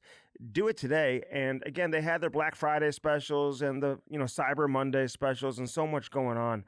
But now is the time to take your lifestyle and take it to the next level. Yeah, why wait? And this is the best part about First Form. I will say this, Cam, is that this is not geared only towards the muscle meathead guy who's in the gym every single day and looks like he doesn't even need to work out anyway because he's in such great shape. This is for everybody. It's the person who wants to get in shape, the person who hasn't worked out in years. This is for everybody, and it's for the person who obviously takes their workouts and their training very, very serious. So, from the meat sticks to the energy drinks to the protein bars to the protein powder, to the way of life, to the wellness. I mean, the way of life. Cam, I've been taking these multi-factor vitamins every day. I'm on about 3 weeks now, man, and I feel so good. My energy is up. I'm not tired. I feel like I'm ready to go. You got to eat when you take those, Andy. I mean, you got to eat so your stomach doesn't get funky. What do you mean? So you know, you have to have something in your system when you take those vitamins. Nick told us that too. So I know you eat like a fucking bird. Put some fucking shit in your stomach before you take the vitamins. What happens if you don't? You just feel sick. You don't feel as you need. I've need had something. that feeling a couple times. Well, yeah, because you don't eat anything. Well, I'm also taking medication for my elbow at the same time, so I got a lot going on right now. Okay? God. And I'm taking that joint stack. Remember, he said get the joint stack. Yeah. Yeah. I got the fish pills and stuff. I'm doing all of it, dude. I don't know. I'm just taking so many pills, dude. I hope it's a good thing. It is, but you got to eat first, dude. Yeah. God damn. I take him at night. I take him at night. Yeah, tell me when to eat. Yeah, like a child. Like you. I've got so much energy, and Cam's not around when it's time to like get work done and do shit. I got meetings I'm trying to plan, and I got everything going on right now. He's sleeping in. Yeah, everybody. I'm not busy. All y'all, he's just sleeping in. I'm not busy. No, I'm just here for the ride. Every night and sleeping in. I'm just here for the ride. Jesus Christ. No, man, like. Firstform.com/Cam. Use our link. Illinois Recovery Center, Cam. Thinking about a lot of people right now. I am thinking about a lot of people right now. And I went and talked to the patients the other day before Thanksgiving and just talked to every single one of them. They're all in a different levels of their recovery. And, it's just good to go talk and be real and let them know that they're not alone and they're going to get through it. And, just a couple more weeks left and your whole body's going to reset and you're going to go home and you're going to see your family and they're going to have a smile on their face because they finally see you, the real you, not the fake you, not the pilled up you, not the alky you, the real you. And that's a damn good feeling. Illinois Recovery Center, right there in Swansea, Illinois. Yeah, baby. Sparks Hockey, Cam. I love our friends over there at Sparks Hockey because this is the time of year where a lot of stuff is going on, Cam. There's a lot of big tournaments that are happening this time of year. We're heading up to Detroit this weekend for a huge tournament. Looking forward to it. A lot of Canadian teams coming down. A lot of the big dogs here in the States, too. A lot of these teams, man, you see them last year, Cam. You don't even know who you're going to see this year because they just load up. They bring all these new players and stuff like that. They create these all-star teams. So yeah, that'd be cool. And we're like strictly St. Louis kids. You know what I mean? Like we're not like doing that, at this stage when they're 8. Sometimes go up there and get smacked around a little bit. Who cares? You know what I mean? Yeah. You can't beat everybody all the damn time. And Ty has 4 goals a game. Sometimes you need to go against some players to be like, okay, I got a little bit of work to do. Yeah. Okay, I got another level here. You know what I mean? I agree. So that's a good wake up call, man. Yeah. No, I agree. Damn right. But again, I'm not worried though. I don't have any anxiety about my kids' skates though. That's the one thing I don't have because of Sparks Hockey, baby. I just know Sparks is taken care of. Now, we are getting some messages about Seth creeping into some of our listeners, Cam, and creating some issues and stuff like that. So you got to be aware, man. You take it to a hockey shop, and you got Seth working there, no experience, knows nothing about hockey. It doesn't care at all about how your kid performs or your skates. He has no interest whatsoever, and he's doing crazy shit on the side. Stay away from Seth. Get your own skate sharpener. Use our promo code Cam and Strick. It'll save you more money than Black Friday and Cyber Monday. SparksHockey.com, baby. Yeah. Let's go. Blue Note Roofing, man. Give David a shout out, man. David Novak just had a birthday, Cam. How old? I don't know. 30? Maybe in that 30 range. fire? Maybe in that range. A little older, maybe. Yeah, 40. Okay. Good, man. Happy birthday, buddy. Happy birthday. At what point in life do you stop telling people your age? Shit. 30? If you're right when I hit 30, I'm like, it doesn't matter, dude. Like when I was raised, you were taught not to ask an adult how old they are. Yeah, whatever. If somebody gets pissy at you because you're, hey, how old are you? Then they can go fuck themselves. Now, if you ask them how much they weigh, that was a thing back in the day. If you go up to a woman and say, hey, how much do you weigh? Like, don't do that. But if you're like, how old are you? Like that's she can't tell you how old she is. Like, okay. Like, I don't know. How much you weigh in these days? Are you pregnant? Like, are you pregnant? Don't do that. You also weren't supposed to ask what political party they vote for. Yeah, I get that. Who'd you vote for? Like, nah, it's none of your business. Yeah, you shouldn't ask that. I just didn't know if you knew that, Cam. No, I don't ask that. I could tell right off the bat. I don't even need to ask you, to be honest with you. Being in Canada, are you feeling, is there like a lot of Christmas everywhere? I would say I would like a little bit more Christmas stuff going. Yeah. They could have really decorated like the hotel lobbies and stuff. Yeah, it's cute, man. Yeah, there's some Christmas trees everywhere. It puts a smile on my face for sure. Mm-hmm. I love being in hotels during the Christmas season. I like to be at my house during the Christmas season. Okay. That's actually, the last thing I want to be is in a hotel during Christmas. Sparks hockey, baby. I mean, come on. Use our promo code Cam and Strick. Hey, bench clearers, man. It's now time to hook yourself up. Again, Team USA. They've got these hoodies. You like this hoodie, Cam? Yeah, I do. I like to have one. Remember, I asked you for one and you didn't give it to me? I feel like you were like upset that I showed it earlier in the show because I could read your mind and you were like, where the fuck is mine? Yeah. But they only sent one and they had it in my my size, so I apologize. But bench clearers, man, use our promo code you didn't ask them. You didn't ask them for a double XL. You asked them for one size, a medium. So they didn't send an XL for me. They just sent yours. Size. Look at this tank, though. They got the Ottawa Senators. We got it's in Brady Tkachuk black. This one. Yeah, Brady I like that jersey. Black. This is nice, huh?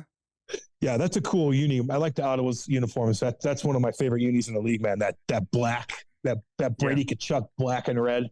Scary looking. The Brady Tkachuk black, man. I may say something a little controversial, but like I'm watching the Flyers last night. I don't love the orange jerseys, but I feel like if they went away from it and they brought it back like 10 years from now, I'd be like, oh my God, those are so sick, But something about that orange on television, I like the white ones and I like when they wear their black jerseys, man. But the orange jersey, I know a lot of people love it, but fucking Philly's got the coolest unis in the league, man. One of them. Yeah.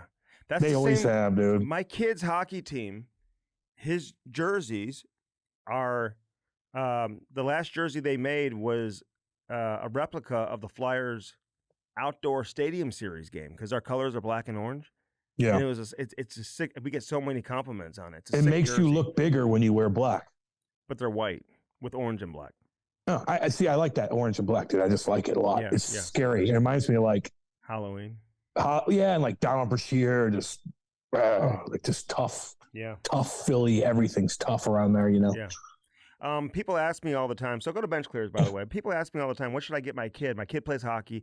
What should I get them for Christmas, dude? And I've been telling you about Bolt Sports, man, which is incredible. Which I didn't know, Kim. I was at Pure Hockey yesterday, the hockey shop. They've got some of their stuff inside some of these Pure Hockey locations. So like the dangles, the e-cones, they've got the targets that light up. The dangles are pretty sick, man. And you and I are going to have a competition when you get back. I'll bring them into the studio. We'll film it. We'll do something. We're going to have to film it and get that competition going. But what's the best way to describe these things, Cam? Because, I mean, it's great for your skill practice and, getting those hands going and whatnot. But it's also fun for the kids to be able to compete against one another. Well, competition's always great. And, like, I wish we had stuff like this back in the day. You know what I mean? Like, you got to think, if you're a parent, a lot of these kids are taking their game to the next level, doing extra work like stick handling and competing with their buddies and stuff like that. So if your kid's not doing that, like he's dragging behind. Mm-hmm. All these kids are doing it. So you better keep up with the Joneses if you want your kid to compete. I'm sorry, but that's just the way it is. You're going to have to spend a little bit more money and then set up the basement. Just like Ty has a nice setup down there. I saw your Insta story the other day. Like he's able to shoot. He's able to stick handle. Everything's laid out for him to be able to work on his skill. And so if your kid doesn't have that setup, man, you're going to have to figure that out if you want him to be able to keep up with everybody else. Okay, but there's some people who are saying, I don't have space in my basement for it. But, dude, driveway, parking lot, tennis court. Find it. Find an area. Like, again, you just have to figure that out. Figure that part out. Not everybody's got a nice setup in their basement. Maybe you got to take the car out of the garage and have them stick handle in the garage for a little bit, too. There's ways around it. Mm-hmm. Bolt Sports, baby. Check it out, man. The dangles, and let us know what your high score is. Yeah.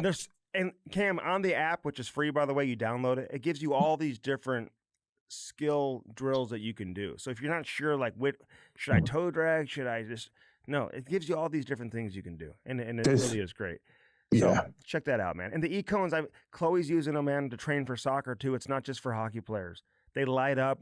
They keep track of, how quickly you're going from one distance to the next and stuff like that. You can do a ton of stuff with these cones. They're really, really cool. And the kids love them because they make noise and they light up and everything, man. It keeps their attention. Get them off the goddamn iPad. You know what I'm saying? Yeah, no doubt about it. No excuses. No. But Blue Note Roofing, I was saying happy birthday to David Novak. Yeah, I'm not exactly sure how old he is. But, man, roofing is the name of the game right now, Cam.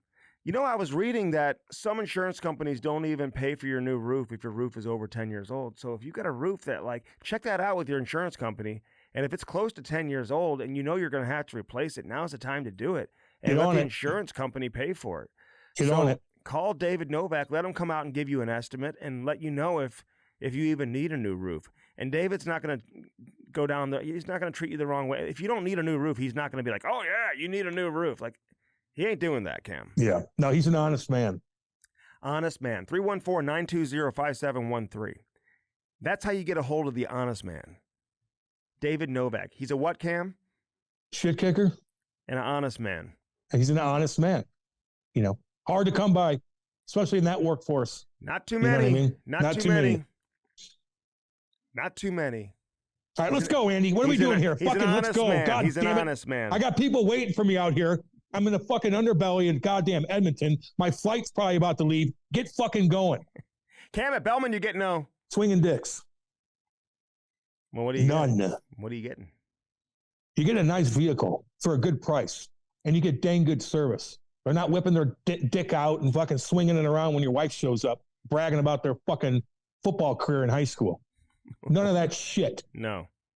But you get a great deal on a new car or a pre-owned car. Check it out. Bellman Buick GMC on one side of the street. They've got the Chrysler Dodge Jeep Ram on the other side. You can't miss it. Again, this is the best time of year to buy a new car, Cam. There's great deals at the end of the year. You know that. Oh, God, yeah. You see those commercials where the wife walks out. It's all Christmassy out. Yes. And the beautiful goddamn. With a big bow on it. Denali with a bow on it. She's like, yeah. He's like, oh, my God. He's like, I don't have any money. You just spent all my money. She's like, I bought this for you. Yeah. Well, yeah, with whose money? Yours. A lot of women they do work though, man, and their career first. Oh, really, Andy? I didn't know that. As you know. Yeah. Andy's always got to throw that out there. Hey, we talked about Hat Launch though a little bit earlier in the show. I want to give him another shout out here before we get to Chaser. But if you're looking to create some custom hats for your business or your team, your school, whatever it is, there is truly nobody better to do it. Everybody out there right now, you guys all want hats that represent your company. You guys get hats from somewhere. Get a better deal on the hats you're getting with better quality hats from the best in the business. This is what they do. Send them your logo. They'll create some awesome designs and different things for you. They got shirts and hoodies too. So again, we're going to get the, one's an enforcer, one's a reporter. We're going to make those t-shirts, man. And I love it. I love it. Hatlaunch.com, man. Call Danny and Jordan today. Check them out online, hatlaunch.com. You can't, they're on Instagram too. Great ads and advertisements and everything they've got going on to promote everything they do. Best custom hat company in America. They are the number one resource for custom hats in North America. All right, Chaser, man. Always thinking about Chaser and love having them in studio, Cam. So I think people will enjoy this one, man. So here's Chaser on the Cam and Strick podcast. Yeah. The Cam and Strick podcast is brought to you by First Form, baby. Use our link and do it today. www.firstform.com/camandstrick. Get jacked now. They are the real deal. Get that protein, check out the apparel, eat those bars, and drink those energy drinks. Firstform.com/camandstrick. Yeah. Now on to the interview. Welcome back, Chaser. Thanks for having me. Although it's cold out here, Cam, it's like, first off, he was early. I will say that. Early is on time, Cam. That's Sutter time. He no is. Shit. Lou Lamorello time. Lou Lamorello time, Cam. Damn right. I thought I was early, and it was I was 13 minutes early today. He's early. No hat on. It's cold. It's windy as shit here in St. Louis today. What's the weather? Very windy. Yeah, it's a little and chillier. cold. It's like 18 degrees, dude. Yeah, it's a little cooler. Well, it's fucking December. December. You're up in Canada, and he's whining about the weather down here. I know. It's not bad up here in Calgary, man. It was like 32 yesterday. I walked around the city. It's the a city's great nice, city. man. Awesome place. Awesome place. I love that city. I told you that. I go to that vintage steakhouse in Calgary every night if I was there. I love that place. Joey Tomatoes, head in there. It's the best. I love the city. You ever had We have a place in Banff, like in Canmore. We bought a place I don't know, 4 or 5 years ago. We bought a place in Canmore, so that's where we fly into Calgary off, obviously. But we'd buzz out to Canmore and into Banff, and I love Calgary. I'm like, we could stay in Calgary, and my wife's like, we have a place a half an hour from here. What do you mean we're going to stay here? And I'm like, I kind of like this place, you know. You ever had a big fight in a restaurant like Biz? Yeah. Come on. Jesus. What do you think of that story? Are they Irish travelers? I swear to God, I was pissed I wasn't there. And then I did Nasher's. Tyson Nash has got an unbelievable show. I don't know if you guys have seen this yet. They're live streaming during the game in Salt Lake. Ryan Smith has done an unbelievable job there, the owner of Utah, setting up this live stream. So Nasher's the game's going on, playing behind him. They can watch the game. And he's kind of in studio. It's like a Manning and Manning deal, right? Yeah, the Manning cast. And then they popped up Grimson and then Bissonnette on the screens with me. And Grimmer's like, hey, bud, if you need anybody to fly down there, we need to check out where these dudes are living. And then I'm like, hey, we're in. And I'm sure Twister will get his own plane ticket. I go, because can you imagine those guys running into 5 hockey players and pulling that shit? Oh, my God. And if you look at them, they look like a bunch of fucking bozos. Bunch of assholes. But 6-on-1, somebody could still catch you from behind. Of course, Cam. And then you're down and they boot you in the fucking head. Now you got goddamn brain damage. Yeah. But what about all the pussies in the restaurant? What about any men in there? Notice that's going on. Well, there wasn't. And the fact that they had, one little guy by the throat and then throwing girls around previously at the golf course. These assholes just need to be taken out and beat the shit out of and then put in jail is what they need. And that's the problem today in society. Nobody gets punched in the mouth anymore.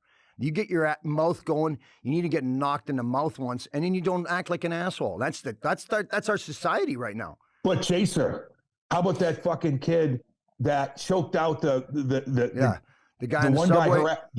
Penny. Yeah. Penny. Yeah. He's fucking sitting in court jail for like 2 years, whatever it was. Finally got out of it. But people are worried that they're going to get jammed up for protecting people. I know. And Biz hits one of these guys and they go down the wrong way and now he's in shit. Mm-hmm. And, and all he's doing is protecting people. Thankfully, that didn't happen. But truthfully, it is, you shoot your mouth off 20 years ago, you get punched in the mouth. Just shut your mouth. Don't act like an asshole. It's pretty simple. Do you think it's good to get involved with something like that? Like, what's your advice to people who are at a restaurant and you see I'd get involved because it's just doing the right thing. You have to have a sense of integrity and then you just have to do the right thing. So you can't be grabbing a girl by the throat or a manager by the throat and slapping them and punching them. I mean, like, who the hell sits and watches that? Hey, there was a girl involved at the country club, but I watched an interview today with the one of the employees. I thought it was a girl because the video was kind of like grainy, Yeah. And it was like a little guy. I mean, little guy. He looked like maybe he was 19 years old or something. About your size. About my size. But those guys are shysters, man. Don't they go town to town and like sell you on something and then you invest or whatever, and then they fucking skedaddle out of there and they go to another town and do the same thing? Yeah. Weird. Scammers. Yep. So weird. Yeah, I told Andy, shit, they're probably going to sue Biz too, for something. They're going to get away with that. There's no. Not when they have the other video coming out. They're just too. They're too jammed up right now. They're hiding right now. Mm-hmm. And I think they realize they're such assholes that guys are actually looking for them now because they want a confrontation now. These guys don't, but everyone else around them, all us guys want one. So I know. It's great. You're in a hotel in Calgary, baby. Calgary, yeah. Yep. Right. No, it's a lot nicer than the Winnipeg hotel. I'll tell you that. Yeah. How would you? A lot nicer. What'd you do to the mini bar last night? Man, I beat it up pretty good, Chaser. That costs money, Chaser. Cam. Yeah, I know. Okay, I know. A little banged up, and then you don't really put that together until the morning. There's fucking wrappers laying everywhere. I'm like, son of a bitch. Well, it's funny. I got a great story. My Garth, we get snowed in Winnipeg. Okay, so now they cancel. We can't get out. It's just coming down. So they tell us we're going back to the hotel. So we check in the hotel. We had just got the Russians, Korlev, Kramnov, and Prokhorov. So guys had went to the bar, and Butchie, his room was always open. He was the captain. He had his own room. He snored like a bear, so they gave him his own room. And so he got into the mini bar. So he had a a couple cases of beer up there, and they went through the beer. Then they went through the mini bar, and they went through the mini bar. And these guys are eating like they just never seen, honestly, like they were the greatest group of guys. Like that Igor Korolov, I loved him, and they just went through that mini bar like they'd just never seen food and drink like that before. Anyways, in the morning we were checking out, and Butcher's in line, and behind him steps Brian Sutter. And then behind him goes Ron Caron. Butchie gets up to the counter, and the guy, you had to mark off on the sheet all the stuff you had in the minibar, and he just marked the whole thing, and he just slides it to the guy in the thing and with his credit card, and the guy looks down and he goes, "The whole minibar?" Out loud, right? And Sutter's standing behind him. He goes, "Yeah, man. Hey, man, just keep it down. Yeah, the whole minibar." Even the Alka-Seltzer? Because Butchie had thrown the Alka-Seltzer and the Advil, just threw it in his bag. It's just easier to pay this whole thing. Butchie goes, "Yeah, even the fucking Alka-Seltzer. Could you shut the fuck up and pay the bill?" Well, and man, so this is where he gets. So now we get to the airport, and the Russians have had him awake all night. They've drank everything out of the minibar. They've drank the cases of beer and everything. And back then, you're flying commercial. And he was the captain, so he got his first choice of tickets. So he gets bulkhead right behind first class, leg room, window, so he can sleep. And he's, and Butch looked like he drank a couple cases every night anyway, just the way he looked, carried it. But then he had this snoring about him, right? We're getting on the plane, and Cam, I'm telling you, you can hear him snoring 27 rows back. It's unbelievable. He's just roaring, right? And we're kind of chuckling. And the poor flight attendant, this lady gets on with her son. And the kid's in the middle seat. Butchie's in the window just roaring. And we're just dying laughing. And, we're playing in a card game. So we got 4 aisle seats. And we're kind of chuckling a little bit. And the lady's trying to keep the kid, just trying to say, I'm trying to appease the people. And it was TWA at the time. So they went up and got the kid a coloring book. And them little wings that you stick on your chest. And she comes back and she goes, "Here you go." She goes, "Would you like some wings?" And out of a dead snore, he goes, "Wings? Chicken wings?"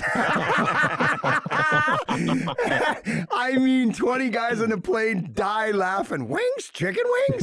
Out of a dead sleep. Oh, Jesus, were we laughing. Isn't that weird, though? You guys were fucking flying commercial. When did that change? What year was that, 94. 94.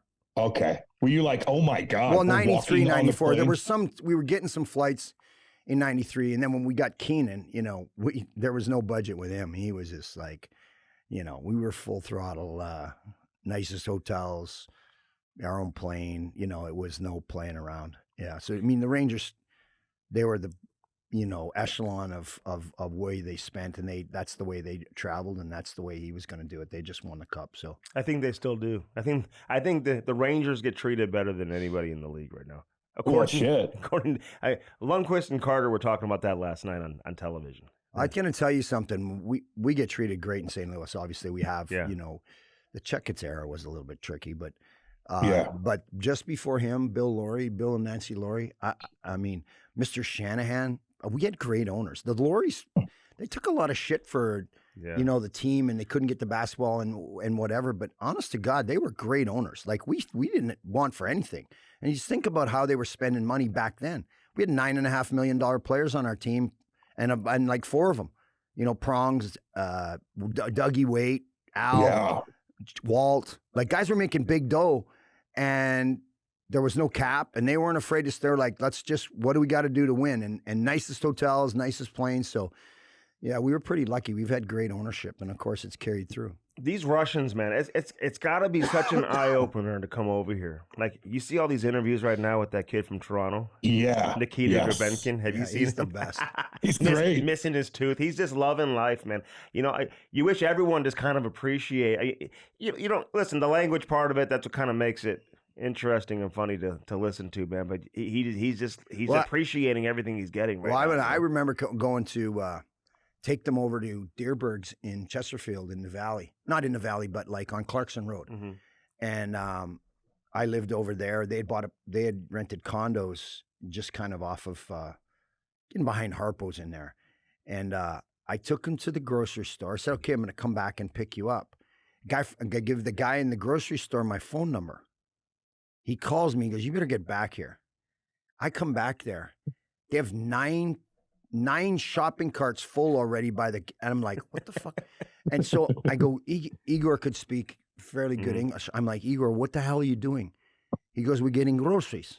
I said, groceries? Well, you can come back tomorrow. You don't need to get everything today. He goes, no, it's good. Don't worry. We good. I said, well, how the fuck are we going to get?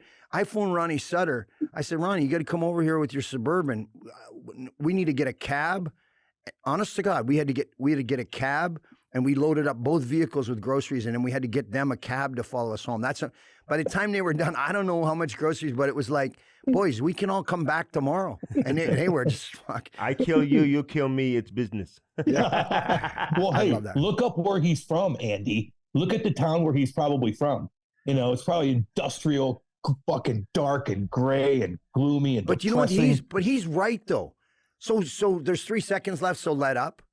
Yeah, When no the shit. fuck did we start doing that? It's like this bullshit where they tap each other on the head after they're done fighting, and it's all hickeys and You hand never jobs. did that? Fuck no. You never said great fight. Never one time ever in my fucking you life. fought friends of yours, Fuck right? that. Here, listen to me. I never one fucking time went, oh, this is thanks for the fight, or this is you got. Listen to me. Great job. Fuck that. And then some guy said to me the other day, I was doing an interview. He goes, well, and then he hit him when he was down, and I'm like, and I'm sitting there, and he goes, well, you've never done that. I go, fucking right, I did. What's the sense of fighting if you're not making a point? Mm-hmm. Like, what the fuck? The hell are we fighting for then? I remember when I fought Frankie LaRue, I was fucking scared. It was supposed to be Twister's fight. He kind of got the better of Twister. Twister's shoulder was still out. And Mark Crawford's sitting there shooting his mouth off on the bench. Try him. Moves him up from right defense to left wing beside me. So, like, I know we're going to fight, and I'm anxious. I'm like, God. He starts out, he's giving it to me, and you can hear their bench going, that's a beating. Till I drilled him once, and then I hit him about 4 more times. Now he's down on the ice. He's dislocated his shoulder. It's actually the last game he ever played in the NHL. And I punched him right in the face while he was laying there. And everyone's like, that was kind of bullshit. I'm like, I don't give a shit. I don't give a shit. Care. I don't care. Benoit Hogue's jaw gets broke. He's their leading scorer, second leading scorer. I don't give a shit, because there's no sense doing it if you're not going to make a point. That whole bullshit, hickeys and hand jobs and, hey, good fight. Fuck, I hate that. It drives me crazy. And you know what the other thing is? When you do shit like that, you don't get the respect of the guys you're trying to intimidate anyway, to leave your guys the fuck alone. So you're better off just saying nothing. I remember hitting Dave Roche and knocking him down and hitting him hard. And I knew I hit him I hurt him. And I didn't dislike the kid, but I just waved at their trainer right away to come out. But I never said, hey, are you okay, kid? Or I don't give a fuck, because it's either I do this or I don't play or I don't do my job. And it became less and less of a job. And now they want George to police, and Ray Whitney and Getsy and Q to police the player safety now, police the shit that happens when if they just would stop this shit where they're tapping each other on the head and hit each other and then mean it and go, well, that's the fucking game. Because as soon as you say that, even if you get suspended, say that's the fucking game, the whole league goes, holy shit, he might do that to me again. As soon as you start going, well, I wasn't really trying. Who gives a fuck? Did you ever play in a game one time, Cam, and go, geez, if I hit this guy really hard, I wonder what Gary or Coley Campbell's going to suspend me? Never. You never fucking thought that. You're like, you know what? The consequences are consequences. That's how I think. I know, but now guys talk to you in warm-ups. Fuck, I hate that. But even after a big hit now, Cam, the storyline continues for 2 or 3 days. You see Darnell Nurse come out and talk. Ryan Reeves has to respond to what Darnell Nurse says, you know, even Darnell Nurse 10 years ago come around, and you have no self-awareness if you come around the net and don't know that tank's coming at you. And I love Reaver. I hate the antics after the fights. I hate that shit. No, you didn't like that even back in the day. I told him 100 times. Guys throw their helmets and shit dude, afterwards. my kid did it in Nipawin last year after he knocked some kid around. I told him that he was all pumped up, and he's big. He's 6'5", he's 225 fucking pounds, and I was so pissed off after the game. He comes over to me, he goes, "What?" He can tell I'm pissed off. I go, "Don't fucking show somebody up when you do that. I fucking hate that." I go off humble, like you might do it to the next guy tomorrow night, and don't fucking throw your arms in the air and act like an asshole. It drives me nuts.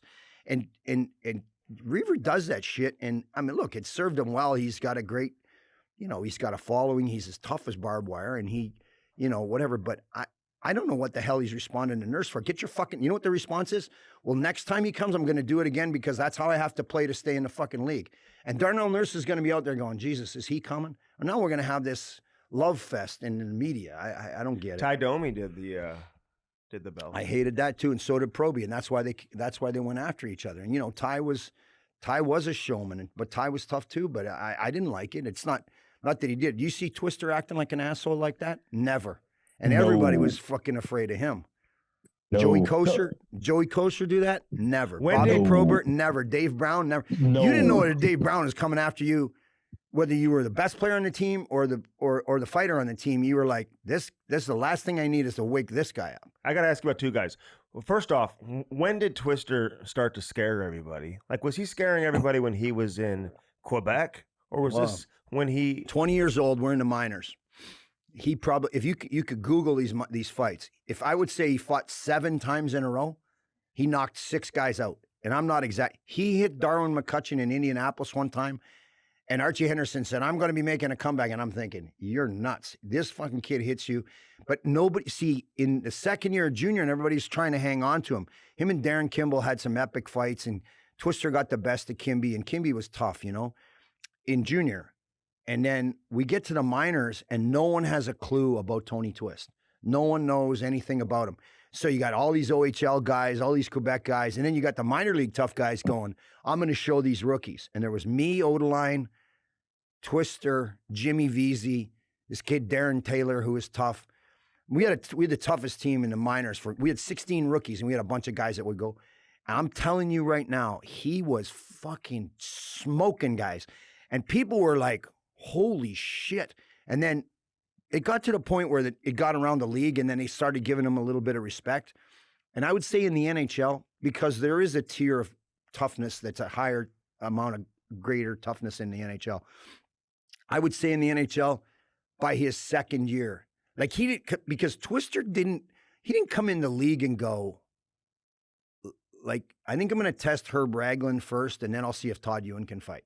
He went in the newspaper, shot his mouth off, and said, we're here to take their jobs. I came down to breakfast. I said, you got a mouse in your fucking pocket or something? Because I don't know who these we is. Like, fuck, stop talking. And it was in the newspaper, and I'll never forget it. And we're at the Holiday Inn in Clayton, and I'm like, dude, what? I read the paper. I was like, Jesus, what the fuck?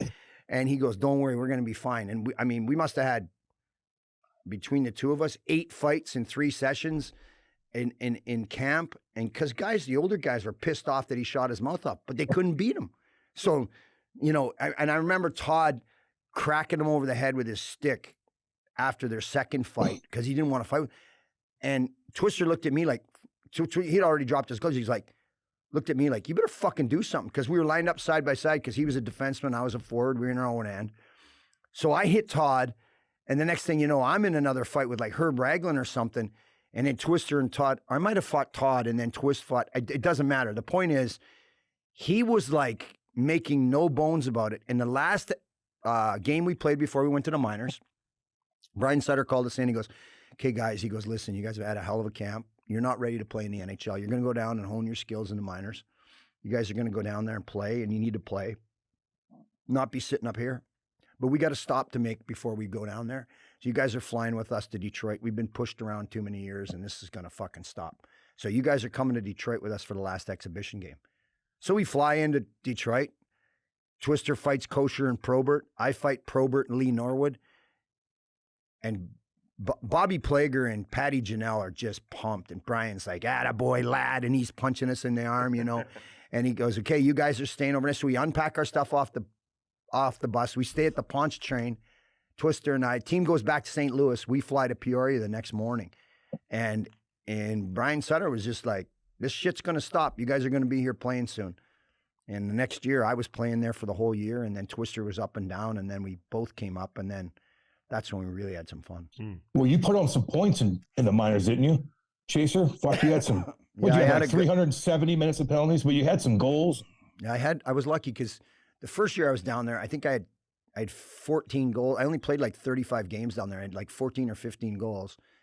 And then the third year that I went down, I played with Nelson Emerson and David Bruce. One was the rookie of the year, the other was the MVP. So it was like, just give them the puck and meet them down at the other end. And I ended up thinking, I think I had like 60 points in 50 some games in the minors, and I had like 400 penalty minutes. But 400. I knew, like, honest to God, though, I honestly knew, like, after game 3 in the minors with Nelson Emerson, there was no one close to him in the minors. You know, he was just that good, and he was headed to the NHL. And I knew my ticket back to the NHL was on his shoulders. And I went up to him after one game. I said, listen to me. Just give me 2 seconds after the whistle. Don't get in any shit. Don't push anybody back. If they push you, just wait. Give me 2 seconds. I'll come around. Don't fuck around with anybody down here. And then Sean Antosky clipped him with an elbow, got him in the cheekbone and broke his cheekbone. And fucking Twister and I mean, it was just we went after Sean for 3 games, you know, and then little Nelly, nobody messed with him. Like we just had such a great team down there. We won the cup. Bobby was coaching. I got called up actually, and then when we lost out in the NHL, I asked if I could go to the minors to play, and Brian was so pissed off at me. He's like, "You dumb little bastard! You finally got a chance to play and stick in the NHL, and now you want to go to the fucking minors." And I, of course, you know, me not thinking that you're saying this to a Sutter who's a farmer of farmers, I said, "Well, I can go home and farm, or I can play hockey. Stay here and play hockey. I prefer to play hockey." I think that pissed him off more because he'd rather be farming. And then he was like, you know, he gave me shit, and then I went in the room and I was just sitting there because I didn't know what I was supposed to do. Am I supposed to pack my equipment? Am I going to Peoria? And Bob Berry walks in. He goes, you, and you. And he pointed at Jablonski, Tomlinson, me, and someone else was up, Tuttle.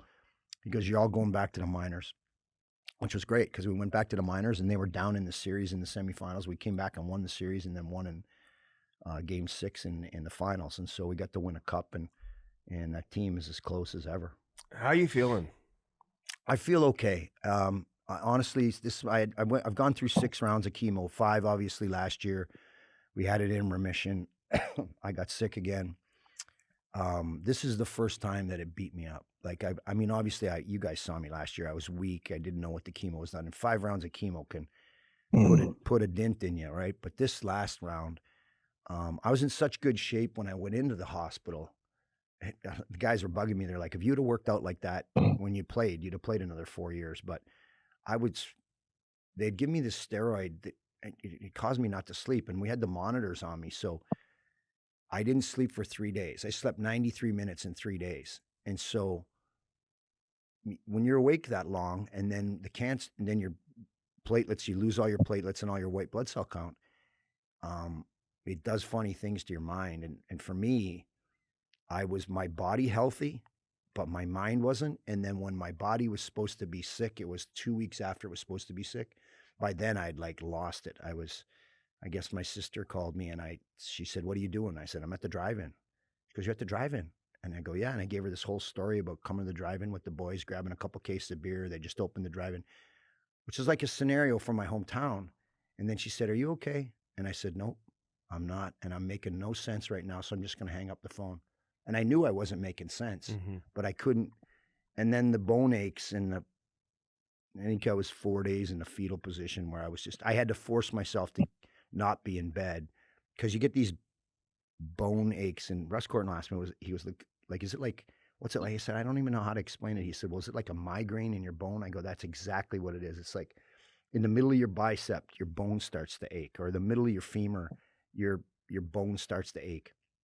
So they had me on real high doses of painkillers, which I wouldn't let them give me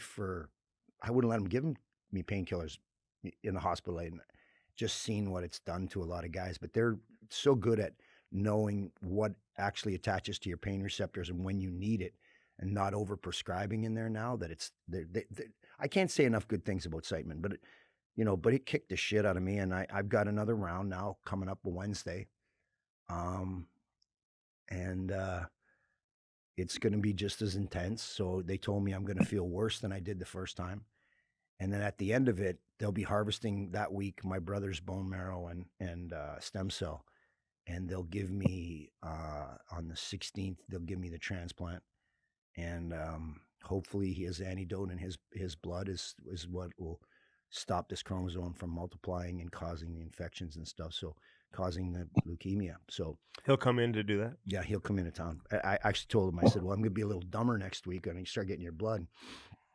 And he said, well, you're finally going to have a fucking vocabulary. He said, it'd be amazing for you. So we've had a good laugh over it. But how'd you find out he was a match?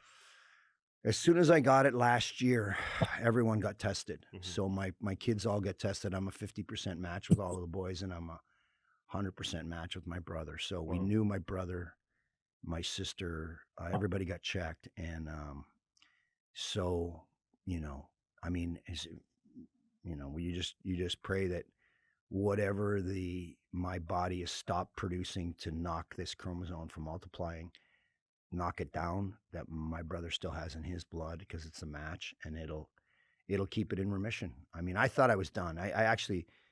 I went in and got checked because I felt funny, and my doctor's like, you don't need to come in and get checked. I just checked you. And so I was supposed to get my next checkup beginning of December. Actually, the 7th of December was when I was supposed to get my checkup.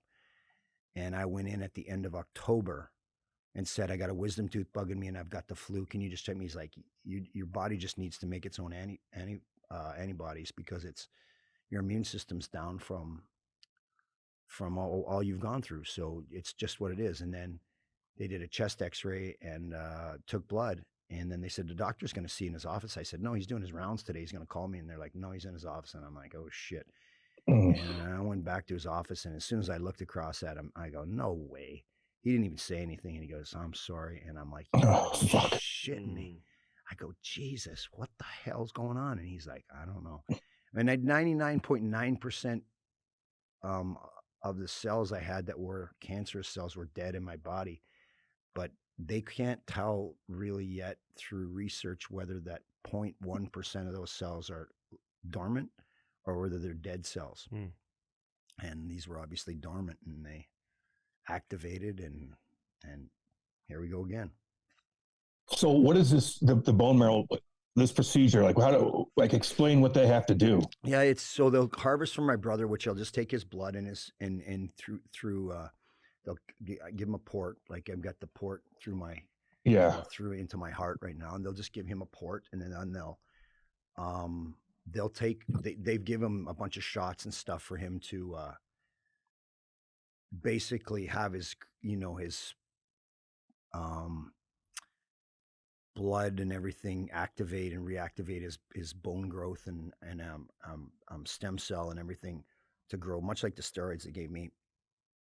And they'll take it from him for 5 days, and they'll collect it all, spin it, and then it'll just be a drip for me. So I'll have 0 platelets that are alive. I'll have 0 white blood cell count, and they'll give me all of his blood. And then it's a matter of waiting for and they'll give it to me in the same day, all the stuff they've collected over 5 days. So I'll be on a drip for a day. And then they wait for your body to accept it.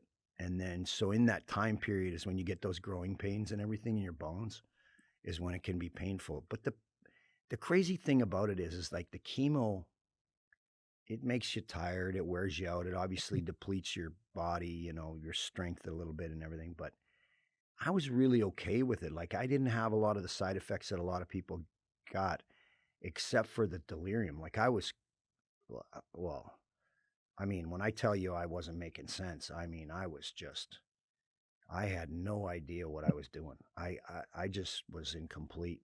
When people would ask me, I guess they would call and, or text me, hey, what the hell? I was with Jason Graham, my good friend with the Garth Brooks Foundation from Denver yesterday. And he said, I texted him and he said, how you doing? I said, unfortunately, buddy, I'm just sitting in this Denver hospital and he's from Denver. And he goes, you're in Denver? And I go, yeah, it's just, I don't want anyone coming in here. I'm just awful. And then about 15 minutes later, I texted him and said, I don't know why I said that. I'm in St. Louis. I don't even remember texting him. but the shit that you go through from the chemo, man, I mean, it's supposed to kill everything in your body and it does its job, but I'll tell you, if you're going to pick a fight, don't pick leukemia. This fucker's tough. So what's the recovery for your brother? He should be fine. There's some side effects that he can have where, he can get a sore spleen. He can get, a couple things like that'll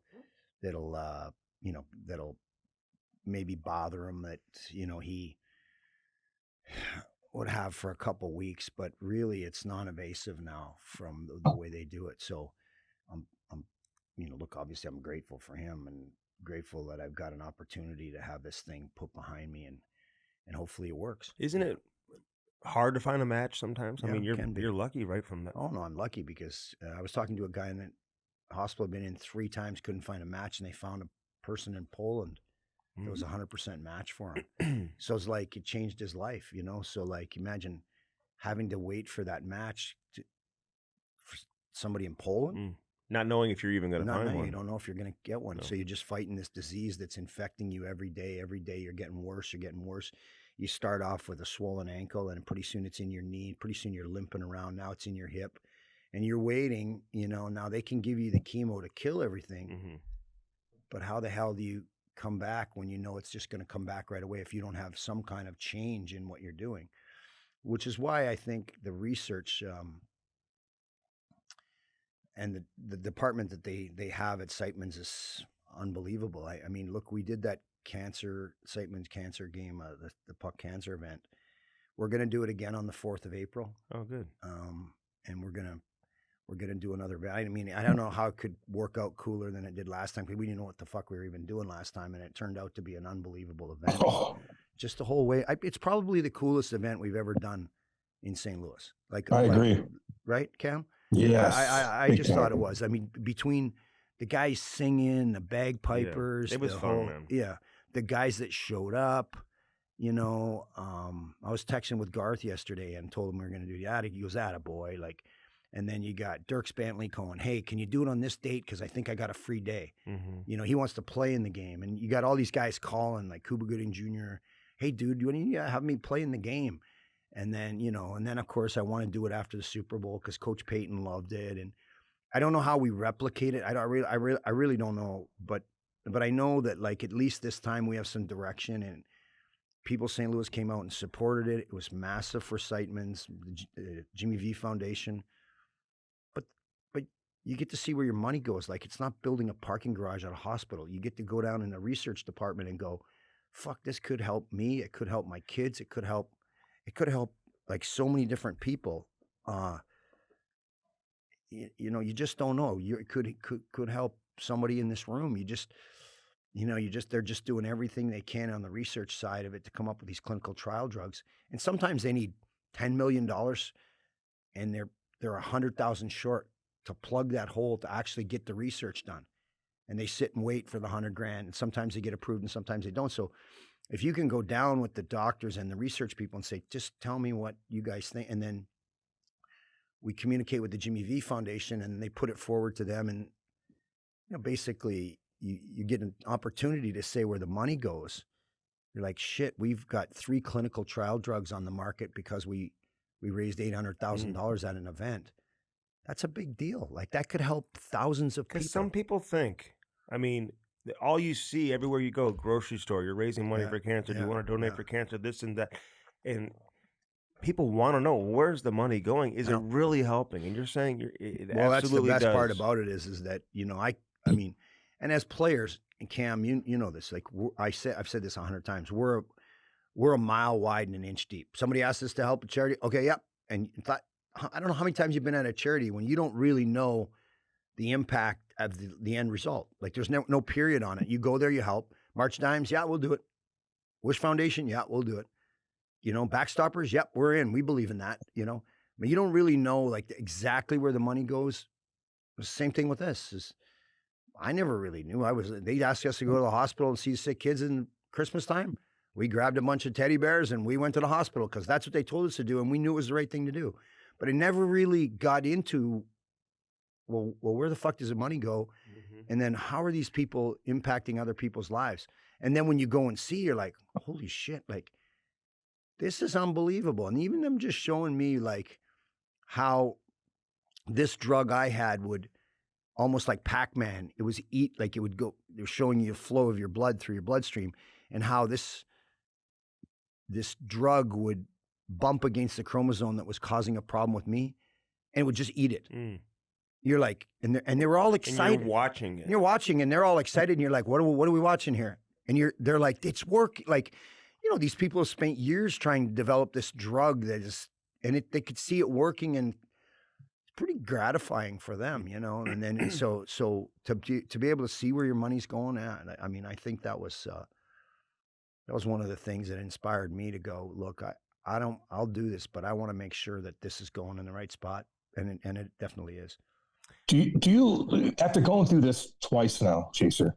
Like, do you look at life differently? Like, do you brush things off? Maybe you get this is something now. You're just like, you know what? Fuck it. I got so much shit. I gotta look at life in a different way. Yeah, for sure. I have less time for like the minutia of people, pissing you off or whatever. Like, there's some asshole in Clayton that picked the wrong day to piss me off. The day I found out I got it again, and I jumped out of my car, and he's lucky he locked his door because he was coming out of the car. I would have beat the shit out of this guy, and I still will if I see him. But anyway, the funny thing about it is I just don't worry about, people honk their horn, give you the finger, whatever. You're on the highway, I'm like, whatever. I don't. And then the other thing is people are like, okay, now you go and take care of yourself while you're out of the hospital here. You be careful. I'm like, look, I'm careful, but at the end of the day, like, I'm not going to stop living right now because I might get the flu. Like, I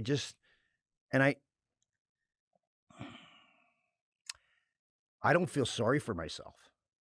Like, if you think about all the shit we've been able to do as hockey players and the platform we have, it's pretty hard to feel sorry for yourself. I'm 57 years old, and I've got to do, like,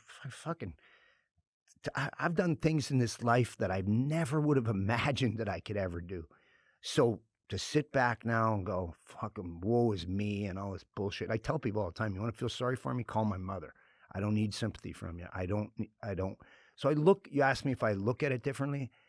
I guess so. I don't know. I look at it like, it's just another fight, and it's the only thing I'm good at. And it's just like, if you think of the things we've got a chance to do and the platform we have, and that's the other thing. I was talking to Jason about it yesterday, Graham from Garth Brooks on. He's like, how hard is it to just do the right thing? Like, we have this platform to help people. Why the fuck would we not do, like, why would we not take the opportunity to do an event and just, just help someone? Like, I don't understand your time. Like, okay, well, how selfish are you if you can't give up that? Especially for all the things we have to be grateful for. Like, I was trying to explain this yesterday. There's no euphoria like you're ever going to feel again. There's nothing that can happen. They can say, well, your child being born. Well, that's a cop-out because that's a crock of shit. Yeah, it's a great thing watching your child be born. And until it happens, like, you can't explain it to somebody, of course. But it's a different gratification going out on the ice and playing in a game. We don't get to do that anymore, right? But we got to do it. And maybe we didn't realize how lucky we were at the time, or we didn't take enough of it in or look around. But I sure as shit realize it now. And I know there's nothing you can do in your life that'll ever get that feeling back of that euphoria of playing hockey in front of people. And people don't realize the sacrifices that guys make. And people talk about it all the time. They go, well, whatever. I'm like, fuck. You want to be an elite athlete? What are you doing when nobody's watching? What the fuck are you doing, when guys want to go party? And you're going to go to the party, but you're going to get the fucking work done first. Do the work. And then when you get there, staying there is as hard as getting there. And so, like, we got to do that. And somebody come up, my mom's famous for telling me how to eat. I'm like, Jesus Christ, Mom, I love you, but she'll have the Weight Watchers points out or something. I'm like, Mom, we just had Mackie Shilstone as our nutritionist, and one of the greatest freaking nutritionists ever alive in all time. And I got my mom giving me a Weight Watchers fucking plan right now. You're going, hey, that muffin is worth 6 points on the thing. You're like, Jesus Christ. And the point I'm making is like the things that you got to do because of the game and the sacrifices are well worth it, right? But there's nothing you can ever do again in your life that'll give you that euphoria of playing in a hockey game. So you got to go out and search for things that are going to be challenging, that you get gratification for, that never feels as good as scoring a goal or being in a fight or playing in a big game, but that challenges you to have a goal and then reaching the goal. Like I just think that's important, and that's sort of where I'm at right now. Did you see the interview Mike Tyson did with that little girl, and she asked him about his legacy, and he was like, "What the fuck is legacy? Well, it just legacy's not. While you're here, you create your legacy or whatever. But like, do you look at your legacy at all?" You know what? I don't. Somebody said that to me the other day. Like, like you do all of this stuff, and like, why do you do it? And is that kind of what you want to be? I'm like, I don't think about. I'm going to do a charity event so people think I'm I've got this great high integrity, or I'm going to do this charity event so that somebody can give me attention, or that's not. I have no interest in that. I have no interest in doing something for self-gratification when it comes to charity. Like, I just really don't give a shit about that. I don't care. I can tell you 10 guys that were more important at that event than me. And I know people supported it because it was me, and I know I was kind of the Make-A-Wish kid at it. But look at what Garth did. Look what Dirks did. Look what Sean Payton did. Look what Chelios playing in the game and people booing. That was a big deal, Chelios playing in the game. Chelly's like, do I have to play? Go, Chelly, you need to play. You and Eddie they're going to boo the shit out of you guys. Play along with it. I mean, I have those guys are the guys that turn the table when it comes to making money for you for the charity. And so, like, I don't really even think about it. I just, I just think, legacy, fuck, you know what? Just do the right thing. And then what people say about you, it ain't going to matter to me when I'm gone, what they say about me. What they say about you now, you just want them to think, hey, this guy's trying to do the right thing. That's it. You didn't get Holly to play, by the way. I didn't get Holly to play, but I got Holly to come. That's true. Which is hard enough when you're in Cabo. He's sitting in Cabo. He doesn't need to come and put his cold ass on and big ass on the bench like he did. And how about Quenneville? I mean, that's awesome. Yeah. I'd love to have Joel at our event in Chicago. And matter of fact, I'm going to call him when we leave here and see if I can get him to come, because talk about a guy getting fucked by the league. And then on top of it all, the Winter Classic, St. Louis, Chicago, if anybody had a hair on their ass, they'd involve him in Chicago and being at that event, Winter Classic, because he deserves it. He deserves it. That bullshit that went down there, McDonough's still never taken an ounce of blame for the whole fucking thing, and it was on him. And then here's Joel having to kiss everybody's ass in the league and do all of this stuff. Everyone knows that, he's accepted his responsibility, and albeit you can argue with it whatever you want. He's thinking about winning a championship, and somebody's telling him on upper management they got it. It's not what you think about. And people are like, oh, and I'm so fucking sick and tired of this woke bullshit. God, just like drives me crazy. Like, we're so fucking soft. It just like, it's got to be ending. And the pendulum's swinging back. People are tired of the bullshit. Just for God's sake, just grow a pair and give them a squeeze. Fuck, it drives me nuts. You hurt their feelings. Well, they needed their feelings hurt because they're an asshole. You want to act like an asshole, you get called out on it. How about that? How about don't be an asshole? Like, it's pretty simple. Don't act like don't treat people shitty in the store. Don't scream at somebody in the restaurant and think you can just run over them. Don't yell at cops. Don't fucking act like an asshole to your teachers. This is pretty fucking simple to me, but oh no. And then the fucking parents run and whine behind the kids, and they make it worse because now you're growing up assholes. So to me, especially when you get sick and you're on the verge of not knowing what's going on with you, you're like, I could care. Somebody said to my kid's like, Dad, you're losing followers, on Twitter, and you're kind of losing your brand. I go, I won't have a brand. And then I go, listen to me. If you think I give a shit about stuff like that right now with all I got going on, It does Exactly. me. Those are just robots, by the way. Those are bots. They're all fucking weirdo bots, is what they are. Weird. Everybody's a victim. Everybody's a victim. Oh yeah. It's swinging the other way. It's swinging the other way. How did your because I know last time we had you on, we talked to you about when you told your kids. That's never easy, right? Yeah. So, where were you this time? Like nobody was I don't around. even remember. Like, did you call them? I called my wife. She's like, "You're kidding," and I said, "No." So then, the boys were all quiet about it. They're like, "No way, Dad." And I said, "Yeah, we're gonna have to go do this again." And where are they at right now? Are they? All I did ASU was fuck up their Thanksgiving and Christmas again. Is what I did. Yeah, I have two of them at ASU, and then my oldest is work in the workforce, and he's here, and he's doing great. So, you know, again, you know, telling the kids is like, I'm not telling the kids I'm dying. I'm just telling the kids I got to go through this shit again. You know, it's not like I'm not sitting there thinking the worst or having this woe is me.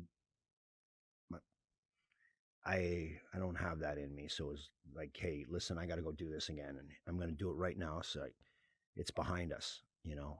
And they ask the questions they want to ask, and then we get after it, and we get after it as a group. All right, you don't have to name names if you don't want, but you always want to see the best in people. Yeah. And I'm sure you've seen that from a lot of your friends, right? Who have really stepped up and been there for you, right?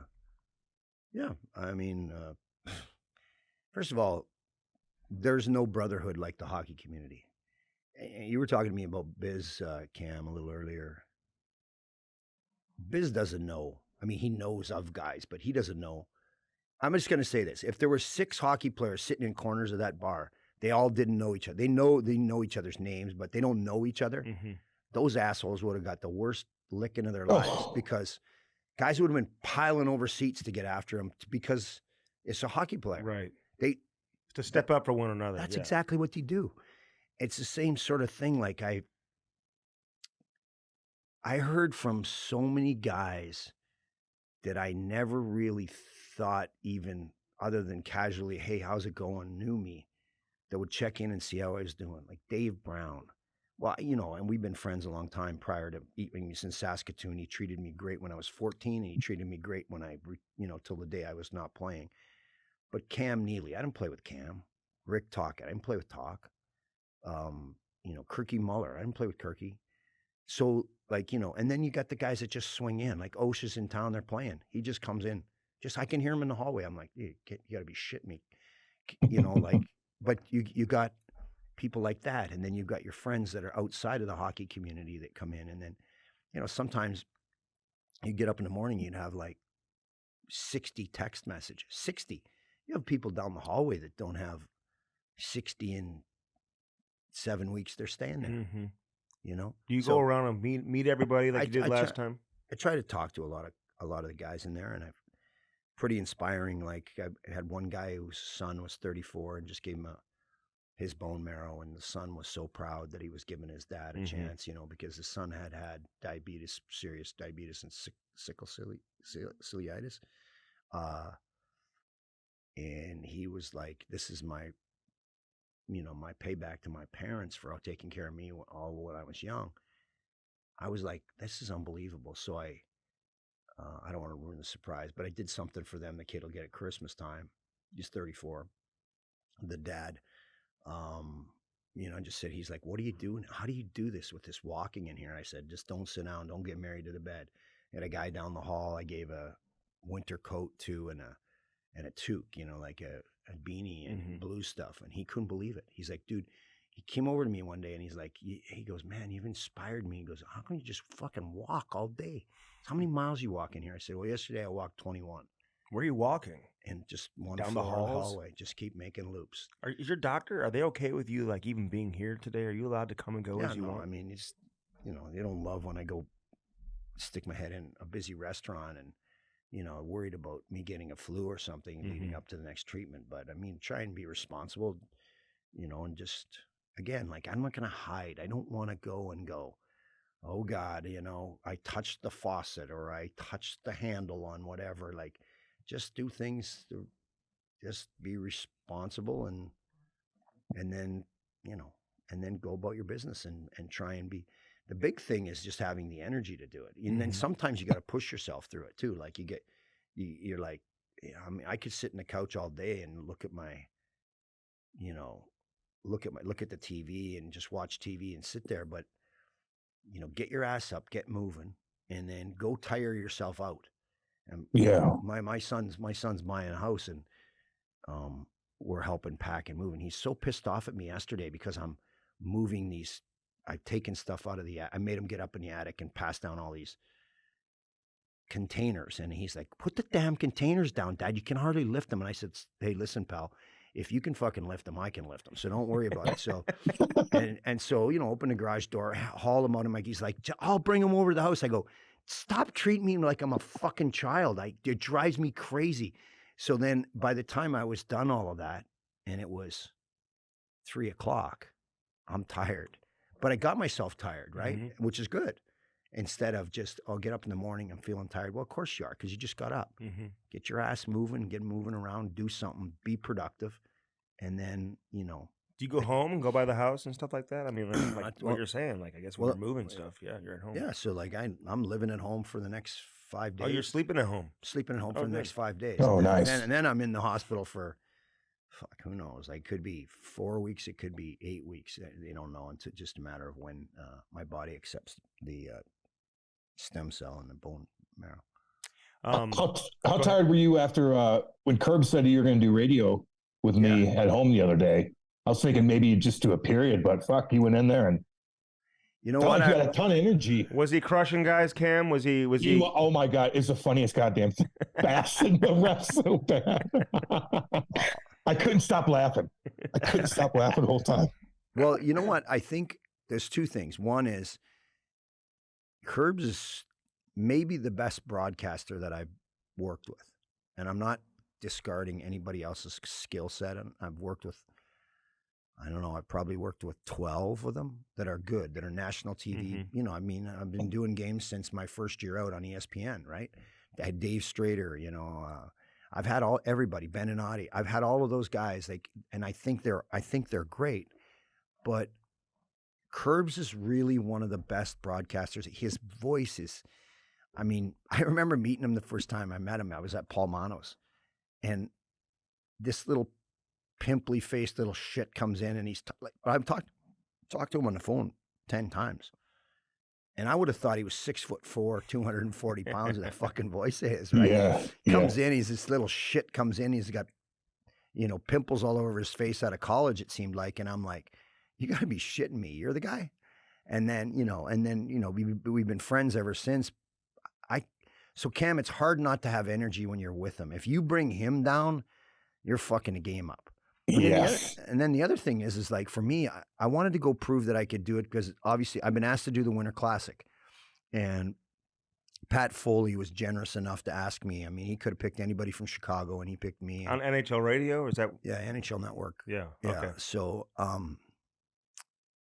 and when he asked me, I didn't know that I had leukemia again. So I was like, are you kidding? Like, I was honored that he asked me, and I just wanted to know that I could do a game again, and I could do the whole game and not lose that energy, plus the bite. Like I just think when you're on the air, say something. Jack Buck taught me a really good lesson. My first game on TV, my first game on TV in St. Louis. He came in and he took all my notes, and he just, what are these? I go, what are these, son? And I'm looking, I go, those are my notes, Mr. Buck. He goes, notes, huh? I said, yeah, the stats and everything. Stats. Folds them one way, folds them the other way. He goes, what do you need stats for? Stick your head out the window and talk about the only thing you've done your whole life. And he walked out of the fucking booth with all my notes that I'd made like 2 days of shit because I was worried about being on TV. And I think, well, he's just playing a little game with me, right? So I wait. I look down the hallway, gone. I turned to the kid in the room, one of the help. I said, go get me a game sheet. Hurry up. He ran and got me a game sheet. And the whole message was, anybody can read a stat. Anybody can read 4 goals in 5 games, yada, yada, yada. Who gives a shit? Really? That's for you to do. What he needs to do is he needs to go, this is why this happened. This is how it happened. This is why it happened. It's not as easy as just pulling up on the hit. When Ryan Reeves hit Darnell Nurse, it's not as easy as just pulling out and not going through the body. And this is why. And then Cam tells him. And then if you see a guy that's horseshit, a call by the referees, just say, that's a horrible call. Here's why. Here's what he missed. This is what happened the other night in the Blues game when we were doing the game. The young official makes 2 shitty calls. One of them against the Blues, one of them for the Blues. Okay? So they're getting an opportunity towards the end of the game, which they tie the game up, right? Wes McCauley, who's doing the game and the most senior official and probably the best official in the National Hockey League, he's doing the game. Wes knows the kid fucked up 2 calls. So there's a trip right in front of him, and he lets it go. There's a hook right in front of him, he lets it go. Now, if that was in the game, Wes would have called the game. And like, look, I could have called Wes out on it. I knew exactly what he was doing. He's like, hey, guys, you already got a break. We let you tie the game up on a shit call. So now go earn the win. I'm not giving you another layup. And I know that. In my heart, I know that. I could say that on the air. I need to bind Wes up, but I can tell you that's what he... So the younger official put him in that spot, right? Exactly. Yeah. I can say that on the air. Now what I did was I called out the younger official and said, can't make that call. By the way, the senior official, the most senior official and the best official in the whole fucking league is 10 feet from it. You override him. Get your ass back there where you're supposed to be. And that's a horseshit call. Now I can call that on the air. Kyrou didn't have a good night. I can say, hey, I don't have to say, fucking guy's got to get going, but I can say, listen, this is what his job is. And if pressure is pressure, Jordan's going to have to grab a hold of pressure and figure out how to get it going, which he did last game. He played well in Winnipeg, right? He played well in Winnipeg. But when goal scorers get those amount of opportunities, they're eventually going to go in. It's okay for Cam to say, you don't have to say, that's a horrible play. You can say he wishes he had that one back. He knows better than that. And for a guy that's expected to be in the top 6, he needs to make a better play like that. He cannot continue to drop pucks just inside the blue line for turnovers. You can say that because that's fair. You're not saying that's a horrible play and yada, yada, yada. Fucking Cam's made plenty of shitty plays. I've made plenty of shitty plays. So I think just being honest, people are sitting at home in St. Louis or they're driving in the car. They go, that's pretty refreshing. Yeah, Cam's made a lot of shitty plays. I got no rebuttal to that because I have. Oh, we both have. But Cam, we've made him in the NHL, not in the Brentwood Senior League. Okay, so exactly. I love it. Hey, remember when you said the story when Twister had the puck in the neutral zone? Oh yeah, he flipped it up to dump it in, and he put himself offside. Put himself Why, offside. He put the puck too high. He flipped the. They put him on left wing. Finally, move him up from D to left wing. He ends up on my side of the ice. I'm going for line change, and I'm just coming in the bench. He's coming over for the line change, but it ends up on his stick. So he gets it, and he kind of like just shovels it up in the air and takes off. The puck goes so straight up in the air that he actually goes offside. He puts himself outside, and Hully's on the bench, and he goes, Bob. Twister just got called up. Bob, he's saying to Bob Berry, who the fuck gave that guy a jersey? And the whole bench is laughing their ass off, right? And then Twister goes out on the ice and grabs a hold of Tim Hunter about 4 minutes later and beats the shit out of Tim Hunter. And Hully's like, hey, Bob, never mind. What do you think of Monty? I love it. I love it. I love Monty as a coach to start with, and I've always thought a lot of the way he carries himself. I look at him as a very progressive coach, a guy that studies the young guys and tries to keep up with the pace of how do you put it? Like the lifestyle or now of what they're going through. And it's not the same as, having older guys, and he tries to manage himself that way.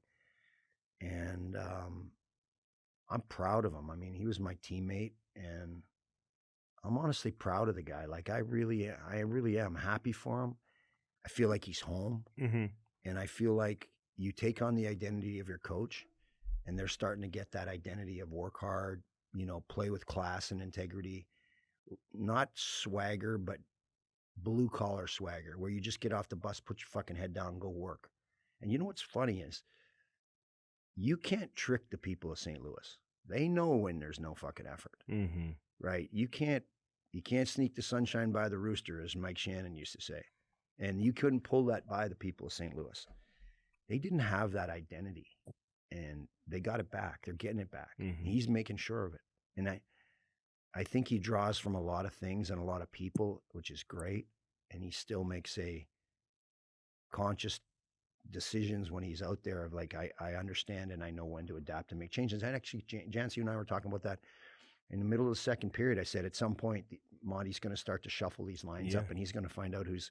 And Holloway was playing in the 9 spot. He ended up in the 6 spot, and he ended up being the difference maker in the game. And I said, I wouldn't be surprised if Holloway goes up, and he did. And then it was Monty just adjusting and adapting and recognizing a situation. Which he does a lot, right? Fucking right, he does. And here's the other thing. So did Joel, didn't he? 100%. But you never get, you're not going to see Monty getting caught with the wrong pairing out there in our own end of the ice, which happened too much at the start of the year. Oh, my God. And you're not going to get Monty caught up on the wrong face-off guy or not having 2 guys out there. And if it happens, he owns it. Mm-hmm. He just says, I fucked that up. I knew better. And the guy hadn't won a draw in 7 tries against this guy and had no other centerman out there. That was my fault. Mm-hmm.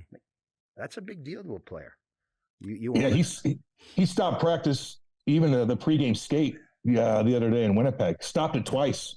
Slammed the stick down, brought everybody in, talked to them. They weren't crisp enough, stopped the practice again. And they finally figured it out. Their practices, man, they're intense. Yeah, not long, fast, intense. And they listen to him. They really do. What do you think of the shoulder pads being given out at the end of the game? Pretty cool that they would ask me for that. I mean, it's... Who asked you? Schenner did. It's more of it's a sign of respect. I said, we're appeasing the Make-A-Wish kid, and being me. But honestly, like, I think they recognize. Schenner did just how much I care about the Blues. So for that, I appreciate it. I really think that. I mean, obviously, I think it's a sign of respect, but I also think, like, what an honor that they would think enough to do that for me. And, look, I'm grateful for it. I go in, it's humbling because you're just, one of the guys on the team for a long, long time. And then your longevity obviously starts to be identified because of your love for the organization. I don't work for them exactly now. I do a lot of stuff for them and vice versa. They do it for me. I don't have a contract per se, but we do things that are, we collaborate with a lot of things, but I get treated as well. I mean, I couldn't tell you how well, Tom Stillman treats me unbelievable. Zimmerman, Z's been unbelievable to me. Chappie, Caruso, like, I can go down there right now and I feel like I'm on the team. Like, I just feel like that. I don't abuse the privilege of, of running around or running through the place and whatever. But when I do go down, I'm treated awesome. And that goes right to the ushers, to the security, to everybody that treats me so well down there. So I feel fortunate. Will you watch every game? Oh, I watch every game. And what do you think of this 4 Nations thing that's coming up? Well, it's a moneymaker for the league, and I think it's a barometer to find out who's actually interested for Olympics and stuff like that. Mm-hmm. Like, the American team is, it's stacked. Royalty when you look at that team. I think the Swedes got a good team. Finns are always going to grind. Canada is probably the least talented team that Canada has ever put together. Top end talented, right? The top end is... With Crosby, McDavid, McKinnon, I'm saying. McCarr, okay, so you got 3 guys. McCarr. 3 guys, and you got a defenseman. Okay. Yeah. US has 10. I know. 10, which we've never been able to say that before, We've always had good players, but this is the best roster. Well, now, finally, Billy Guerin said it, I think. Finally, there's an expectation. Like, it's not, okay, this is probably the best team they've ever assembled. Doesn't mean shit until you win. Right. Now you got to win. Now the expectation, and they should be on the U.S. now. Like, look, I live down here, and I was so happy to see Brady and Matthew, and I expected them to be on the team. But I love that they're on the team and have an opportunity. But all of that stuff doesn't mean shit about the development program and all that other, unless you win. Unless you win it, you got to win it. And they're winning the World Juniors and whatever. It's too bad Keller couldn't find his way on there from a St. Louis standpoint, but. They put some of those veteran guys. They're putting together a team, too. Like the Trocheck brings a little bit of a, Where do you put I mean, I love Clayton. I love the kid. Mhm. I mean, but where do you? I mean, that's how good they are. Like, Yeah. like where do you put? You can't. Okay, you got Austin Matthews. Mhm. Like, where, okay, Yeah. so you start naming the guys that are in the middle, and and you got Matthew. Like, okay, so now we need a 3 spot. We need somebody that's going to run around and bang and Right. do it. Like, I know. well, that's not Clayton, right? And you can't use him on a It's fourth not line. Cole Caulfield either. It's not No, Tage Thompson. no. Like you can't put a guy like Clayton on the fourth line and expect him to play 5 minutes in a row and think that he's going to check, because that's not what he's doing. That's not what he's great at. Yeah. And so it's just the depth of the USA right now, and that's pretty cool. I agree. Yeah, I do too. I'm interested. I would like to see, and I know it's politically it's in a weird spot with Russia and whatnot, but I'd like to see some of those Russians in this tournament, maybe some Czechs too. But I'm still going to watch Russia in general. They should be, and that's hopefully they're in come Olympic time, because the NHL celebrating Ovechkin and all this stuff. And although last time you and I agreed last time, people gave me trouble for that, because I agree with you on not wanting Ovi to catch. He's a flip-flopper chaser. Not wanting Ovi to catch Gretzky. Yeah. And now it's going to happen. Although he just had the leg injury, so you don't know how that's going to play out. But I'm just a traditionalist. Yeah. And I'm no offense to Wayne, but I didn't see Gordy's record being broke either. Okay. Because I love Gordie Howe. Yeah. So, I mean, I don't even take it personal because, he's Russian, or it's Ovi, or Wayne's my friend. I mean, I'm just a traditionalist. Yeah. And I know records are made to be broken, and I got all of that, but I don't know. I mean, I'm the same way. Like, I'm not going to bullshit you about it. I don't want to see it happen, but it's going to happen, and and it's a tip of the cap to him too. Well, look at this McDavid kid. Like, Connor's as quick as I don't know how you keep those legs going the way he does. How long he can do that longevity wise, but I mean that's a fast pace to get to 600 points you just got or whatever. No, 1,000 or 1,000. Yeah, he's going to get to 2,000. It's unbelievable. Yeah. It's unbelievable. But then again, the other night I was saying in the game, like, and everything changes and what ifs, but if you would have cleaned the ice off every 7 minutes for Gretzky and had 3-on-3, that fucking guy'd have another 300 People don't goals. think about that. Yeah. I'm just telling you. Just cleaning the ice off, right? I think about it. Because they didn't do that when you played? And the same shit for Hully scoring goals. Yeah, I think Jordan had 9 shots on goal the other night, or 9 attempts at goal from scoring areas. Hully had 6. Not 6 attempts, 6 goals if you want them. Oh, 6 goals. Like nobody, like Darian Hatcher's not slashing you with an aluminum Yeah. stick. Right. Like nobody's fucking Bob Rouse is not trying to break your wrist. Jamie McCown's not cross-checking you in the ribs. It's just the way it is. It's and I mean it's just the game. It's not to say whatever, but when you had guys that could shoot with the accuracy that Hully did, well, there weren't guys that could. And the way he one-timed the puck, because he was kind of the first guy to shoot off that back foot, like shoot everything, right? Go down on one knee. Yeah, go down on one knee. Fuck, you'd have another 200 goals right now. What do you think's happening in Buffalo? Why can't they figure shit out? I mean, I feel bad for their fans. It's got all these fucking picks. Like, what's going on there? It's young guys, and I feel the worst for Kevin Adams because he's put together a good group. Yeah, but it's a matter of it's taking and having a group of Alex Steen, Braden Shen, Ryan O'Reilly, and saying, all right, and then so having an older guy to accept the role and then just say, this is what's going to go on. And an older guy you've got all this talent on the team, but who in that team's won anything? They haven't won shit. And none of them. And so that is as good a group as you can see. I feel bad for Kevin. I think he's done a hell of a job. I think the one thing that they missed the mark on was how valuable some older guy is at really grabbing a hold of the team and saying, okay, fucking smarten up. It's 4-0 against Colorado. They get 2. We don't need to panic. We're still up 2 goals. Jesus, that game the other night. I know. I watched that game. Oh my God. I felt bad for them. And again, and then I'm not knocking Lindy, but then again, your coaching staff has to be a little bit of a different group too. Like I don't think that happens with Craig Berube there. And although he's an old school guy though, right? I mean, so yeah, but I just think that I think Chiefs accountability yet directness of, players, right to the source right away. I think bodes well. It's working in Toronto for him. I think it worked in Chiefs' favor to get all these injuries and bring all these young guys up, and he could really implement his style and standard and all of that. Would you like to see Crosby leave Pittsburgh? No. And go play somewhere else with Malkin? No, I wouldn't. I don't just think play and not make the playoffs. I love the guy, man. I love watching him. I just think there's, I don't know, there's just certain guys like, there's staples, and and again, like if Sid wants to go, and they can make a deal with Colorado, or who the hell just lost a player that's a huge Dallas. Oh, Sagan, yes. yeah. All of a sudden, okay. But again, I guarantee you, if you stuck Sidney Crosby in Buffalo, they sure as shit wouldn't be blowing 4-0 leads. Mm-hmm.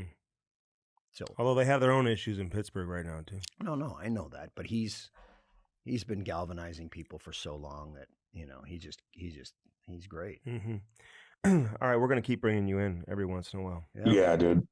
I love it. Yeah. Thank you guys for bring some me. Sponsors, and we'll get a deal. That's how it works. Andy, we'll get a deal. We'll get a deal done with Chaser. No shit. Hey, we love man. seeing you, man. I wish you're on the trip with us, man. I really do. Go hang I out. learned a lot from you the other day. Go hang out with the Cowboys. I'm going to tell you there, something Cam. that honestly, Cam, I listened the other night. You did a great job.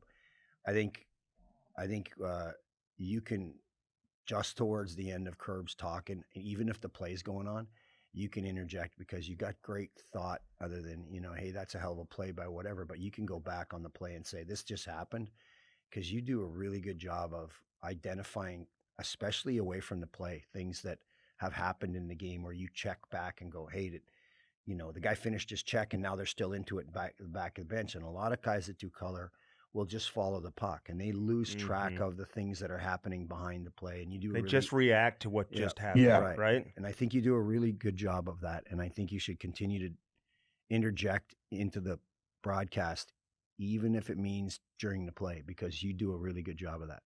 I appreciate that. No, I will. I get what you're saying. Because I like it, man. As a viewer and even working in television and being in the business for a long time now, the color commentators that just react to what just happened and not really tell you anything that most people who know the game, you can watch the game and you see what just happened. But there's a couple broadcasts right now that these owners have gone out and said, okay, we need to get we need to check a couple boxes here. So we're going to have a young guy that's this, and we got someone from the Latvian women's team over here. So we're going to have her, and she speaks 6 languages, and and then you watch it, and you're like, this is unwatchable. Well, they just show the replay, and they just talk over the replay. But it doesn't matter if they even show the replay. They don't know what the hell they're talking about. Mm-hmm. If you don't know what it's like to be cross-checked in the neck when or in the back when somebody's shooting at you 100 miles an hour and you're falling forward, don't explain it to me. And don't give me that shit about how many games you've watched, because I've flown 1,000 fucking flights and they don't let me fly the plane. So are you questioning the knowledge of the Latvian women? I'm questioning the knowledge of the guys that did not play in the NHL that are doing color. That's what I'm questioning. Okay. I think it's bullshit. Yeah. I don't think they should have a say. To me, it'd be like me going out. I played competitive fast pitch softball, okay? Mm-hmm. It'd be like me trying to tell somebody what an at-bat's like in the World Championships when Dean Holine's throwing a ball at you, or Gene McWillie, 100 miles an hour, you get hit in the fucking ribs. You're going to tell me, I've been hitting the ribs, but I never played at that competitive level. I would be like, I'm not doing this game. Get somebody who get one of these guys like Scheller or some of these guys that have played 10 times in the World Championships. A Roger Clemens fastball, you would know what to. I'm just telling you, I wouldn't do a game like that. Mm-hmm. There was when Matheny had his baseball team, and the Matheny Manifesto deal. We were part of the group there with Will and I didn't want to hit flies in the field. I played ball. Mm-hmm. I didn't want to hit flies in the field and think. I was like, no, because I feel like you got Mabry out there, you got Mike Matheny's out there. I was like, I don't want to tell this kid do something wrong. People want to be involved. I want to go down the left field line and watch practice. That's what I wanted to do. So like these guys that get on and talk about it constantly that never played drives me fucking crazy. Cam, we were playing in a charity softball game one time, and I was up to bat, and all of a sudden Chaser just comes in and takes the ball from the pitcher. And he's got this crazy wind up, and he's like bringing like the heat. It was just a fastball. It was fast pitch softball.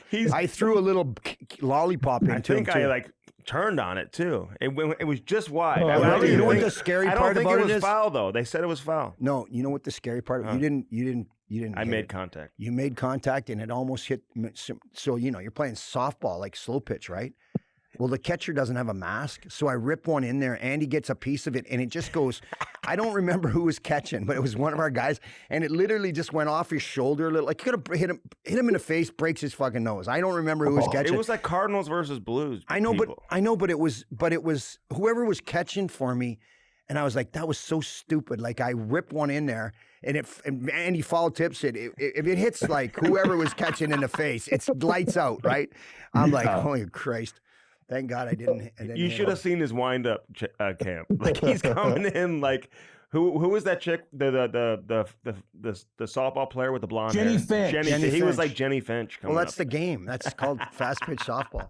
If you want to look up a short, you look up toughest team there ever was, and then put in softball or our hometown, and it shows Joey Kosar and all you guys. It was Kosar, Melrose, 3 Clarks, couple Melroses, Trent Yanni, Mike Blosky, Killer Kaminsky, myself. We all played on this ball team. It's a 30 for 30, and it's actually pretty funny. They're like the Mike Blosky, who was a Flyers goalie. They said to him, was this the toughest team there ever was? He said, people used to come and watch us, and they said, that's not a ball team. That's a work release program. How's Melrose doing? He's okay. I talked to him the other day. He's doing okay. He's having a bit of a tough time, and which sucks. Getting old sucks, man. Yeah. They're thinking about him. Think about you too, man. Thanks for coming. Yeah, man. Thanks for having me. Yeah. We love you, buddy. Happy holidays. We love you. And hopefully you can enjoy the holiday with your family and everything, man. We'll do our best. Keep coming down to the rink. We'll do our best in that hospital to do it. Yeah. We'll see you soon. All right. Love you, Chaser. Love you, man. The Chemistry Podcast is brought to you by Bellman. Behlmann.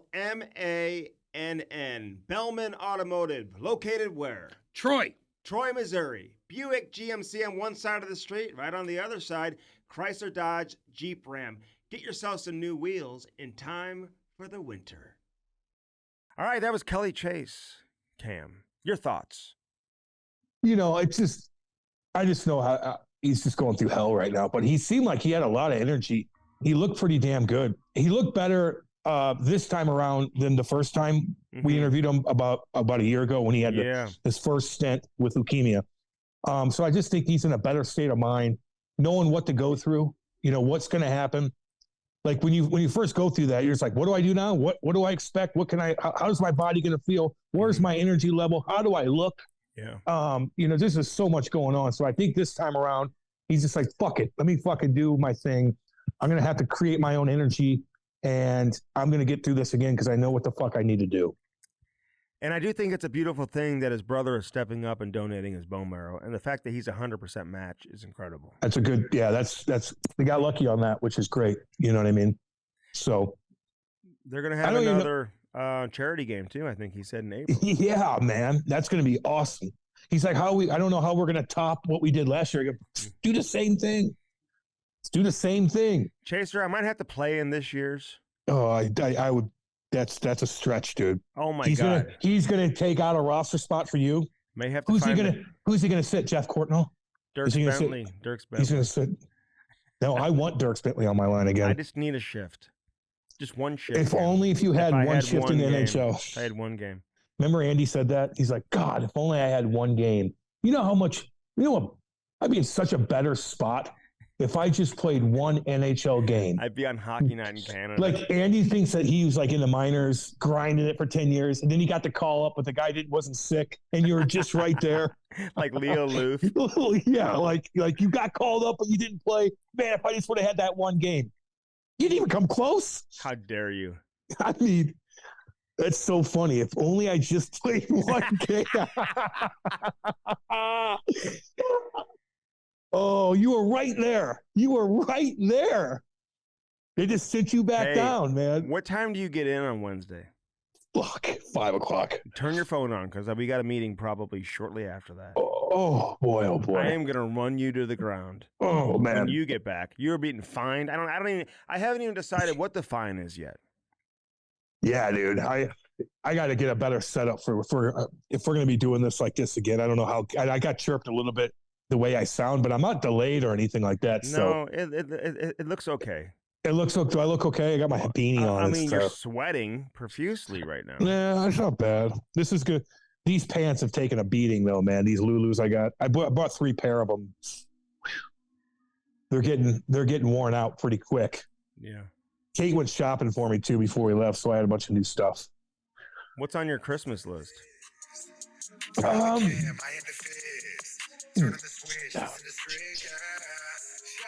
Yeah.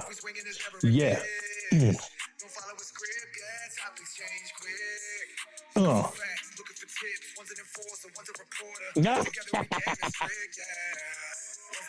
What am I getting for Christmas? That's a good question, man. I think clothes, I need clothes out the wazoo.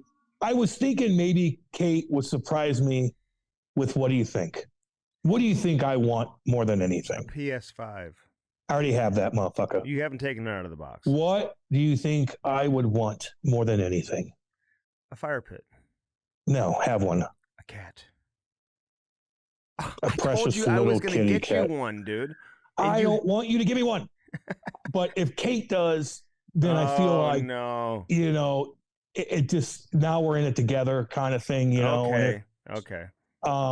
If she surprised me with a little kitty, I would probably cry out of joy. I would. That would hit me the hardest. Because everything else, like I could buy on my own. Like fuck, her mom and dad are giving me like 10 things to chew and candy already. Yeah, that's what they're going to give him for my stocking stuffer. But they spend a shit ton of money on us. So, but like I gotta get. Kate wants a camera. She wants. I gotta get creative with her. I can't wanted just to sell you my old camera. I'm still. I don't want anything from you. I don't want your camera. I don't want a cat from you. I just, God. But if she just brought a little kitten, and oh my God, if you were filming me in my reaction, it would be crazy. You know how they film people when they find out they're going into like the St. Louis Amateur Hockey Hall of Fame? I would even like film you when you get my cat that I give you. God. I'd send it right to the pound. Oh my God. You would fall in love with that little kitty? I know I would.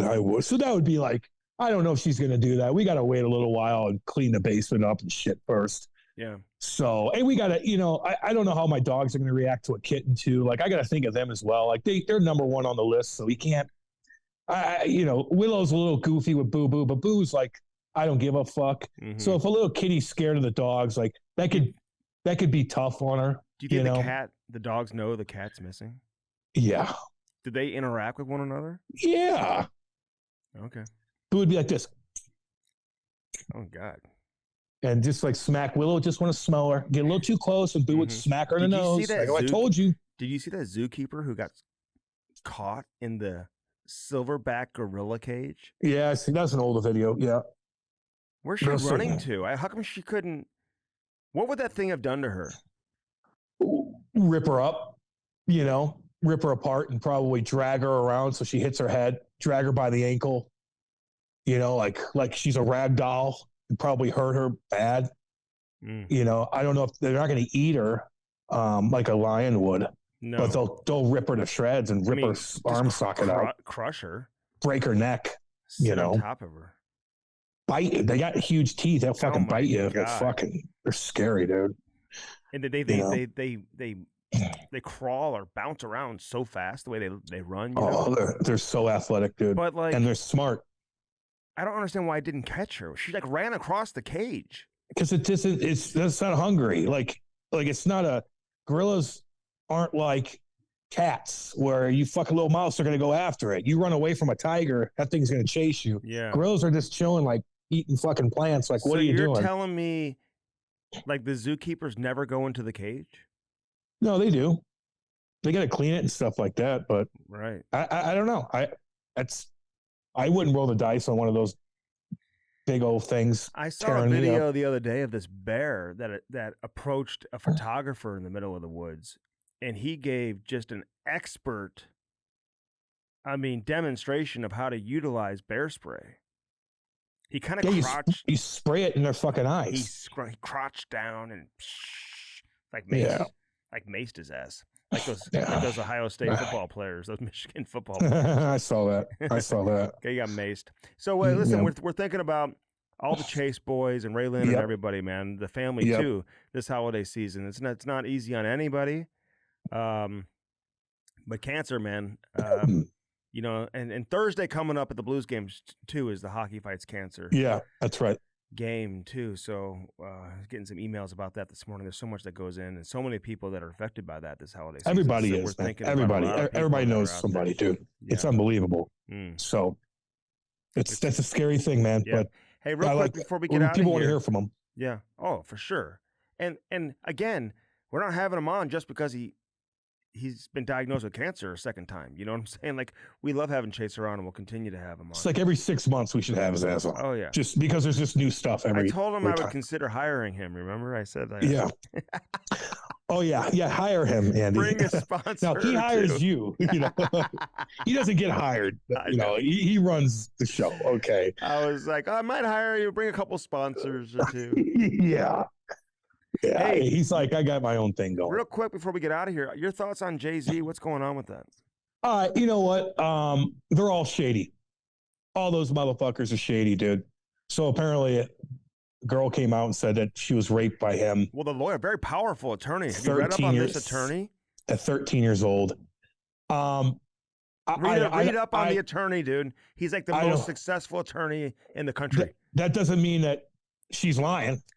It doesn't mean that he's wrong or he's right or he did it or he didn't do it just because the attorney's fucking successful. Not Jay-Z's attorney. I know, the girl's attorney. I'm just telling you, okay? Like, of course. But, like, she came out now and talked about it. I don't know. Because sometimes if you see a lot of these suits, man, and you're like, what? Even the Conor McGregor one, you're kind of like, yeah, Conor McGregor's a fucking idiot, and he fucking cheats on his cool wife, which is so stupid to do. And, the girl fucking leaves her friend, and she goes and meets with him. She parties afterward with him. So it's like, those are sometimes tough to believe. But would I try? If it did happen, I wouldn't be surprised, man. With these psychos and Hollywood and shit, they're all fucked up. You hear all these weird stories about all of them, man. Mm-hmm. The Hollywood fucking weirdos, Andy. I don't trust any of them, especially those fucking rappers, dude, that walk on water.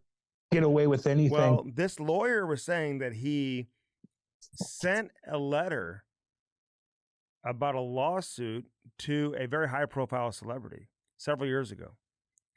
And the whole high-profile celebrity was like threatening to do this and do that and do this and do that. And I guess they couldn't come to whatever agreement. And then now this attorney is coming out with the bombshell. And people are trying to connect the dots about what correspondence took place several years ago between both sides. And maybe this could have been prevented from becoming a public issue. So I don't know if Jay-Z screwed on this or not. He put out a statement. It was pretty he came pretty hardcore in terms of defending himself in the statement. Well, yeah. Of course he's going to do that. Anybody who would do a heinous act like this should be locked up. Yeah, I don't trust him as far as I could throw him, dude. Who, Jay-Z? Not him. None of those motherfuckers. None of them. None of the Hollywood fucks either. Does he run the Super Bowl halftime show? Some people are saying, what's going to happen to the Super Bowl halftime show? Oh, yeah, because he's doing it. Yeah, well, if it was anybody else, they wouldn't have him do it, but Conor McGregor. I don't think he's doing it. I don't even know who's doing it. I don't know if he produces it or what, but he'll get the benefit out of the doubt. Hey, if anybody, I do want to say this, Cam, and you may chirp this or whatever, but it's so cool because it takes me back to when I was in high school and stuff like that. But Dr. Dre and Snoop Dogg have a new album coming out this Friday. I like those two, dude. They're so good. You know what I mean? At what they do, yeah. And so likable and so successful, and I know whatever, like you're my age, dude. You grew up listening to NWA and all that, and then like Snoop Dogg came on board, and like I never got into NWA. I never got it. I didn't get into rap than you, but like the Chronic, that album that came, yeah, that was cool. Doggy Style, two of the biggest rap albums ever. So it just there's some nostalgia there, dude. I listened to a couple songs that they dropped on a podcast that was super cool, and dude, it's like really good, man. So I'm happy for these two to be able to do this 30 years later, dude. They didn't get caught up in the Diddy shit, did they? Did Snoop ever come out and talk about it? Dude, I don't see him being caught up in that type of shit. I really don't. You never know, but I just don't, man. He's hanging out with Martha the weird Stewart. shit. Like I think that he's past that, Yeah. He's done some crazy shit, I'm sure, but the weird 4:00 in the morning, ecstasy, young girls, fucking doing weird shit, man. Who knows what Diddy's into? Like when you get so much, when it's so easy for you to get laid and wheel chicks and stuff like that, you want to do more. Your sexual drive isn't satisfied with just banging a girl. So now you want to do a little bit more weird things because now you're so powerful. Now you want younger girls. Now you want this. Now I want to choke them. Now I want to do it. Like you can't get your fix because it comes so easy for you. And you're so powerful where I got to get my kink off. And so listen, so I'm gonna play one song for you before we get out of here. But come on with this shit. Snoop no one wants to hear it. No one wants to hear it. They mix songs with like Tom Petty, who passed away. Jelly Roll came in, and I'm gonna play this part with you. Jelly was unbelievable. All right, play it. Let's go. Play it. Sting did some stuff. Now listen to when Jelly Roll comes on, okay? You're not going to be able to play this on YouTube, homie. They're going to have to edit it all out. So just. You're saying they won't let us put that? It's in the. No. They put it up. They won't put. They'll take that. We'll get flagged. So you might. Hey, all right, you're going to do the live reads here, Cam, because the way you've been sleeping in. Illinois Recovery Center, right there in Swansea, Illinois. Yeah. I know it's the holiday season. Yeah. And you want to see if you have a loved one, friend that needs help. You got help right over there with Chrissy Ponoff and Eric Conley and my boy Jake. That they do a damn good work over in Swansea, Illinois. That's the Illinois Recovery Center. Message me, message Chrissy Ponoff. I'll get a hold of them for you. Whatever the hell it is, they'll deal with the insurance for you. You got to get help, and you got to get help now. They will help you. They are the real deal. That's the Illinois Recovery Center. Okay, good. Hat launch. Hat launch, baby. Best in the business. Best in the business. You have a team, your kid's hockey team, your daughter's softball team, whatever it is, you want to make some hats, maybe for your company. The hat launch will do it. They'll turn them around really, really quick. They'll do anything for you. They're great people, and they got a great product going on. That's Hat Launch right there in Illinois, baby. Right there. They'll ship it anywhere. Blue Note Roofing. Blue Note Roofing. It's my boy right there. It's my boy. Hey, roofing ain't an easy gig, man. It's not an easy gig, and it's hard to find a damn good roofer that's trustworthy. That will help you out. And of course, Blue Note Roofing will do that for you. David Novak, awesome guy, huge Blues fan. Huge Blues fan. Check it out. That's Blue Note Roofing. 314-920-5713. Give him a call. If you're listening to this podcast, he will come and do your roof for you. Yeah. Even if you're in Saskatchewan. Sparks hockey, baby. Don't let your kid go out and toe pick because his skates weren't sharp, or dipshit Seth sharpened skates and didn't care. He just cross-grinded them. And now your son's in Detroit in front of all these scouts, and he's literally has no edge. Toe picking. And the hockey shop's not. He's toe picking. He's falling into the boards. Everybody's like, he's supposed to be good. I swear he's good. His skates. Yeah, sure. Now he's getting pushed to the side. He got sent down because his skates are all fucked up. Get a Sparks.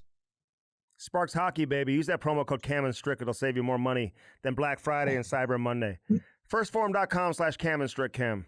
First Form, baby. Boy, I saved a lot of money just packing all these beef sticks and stuff like that, so I don't have to eat out every second of the day. I can munch on some stuff when I'm hungry before the games or during the afternoon and whatnot. So they have so many different things. It's just easy. I do take those vitamins.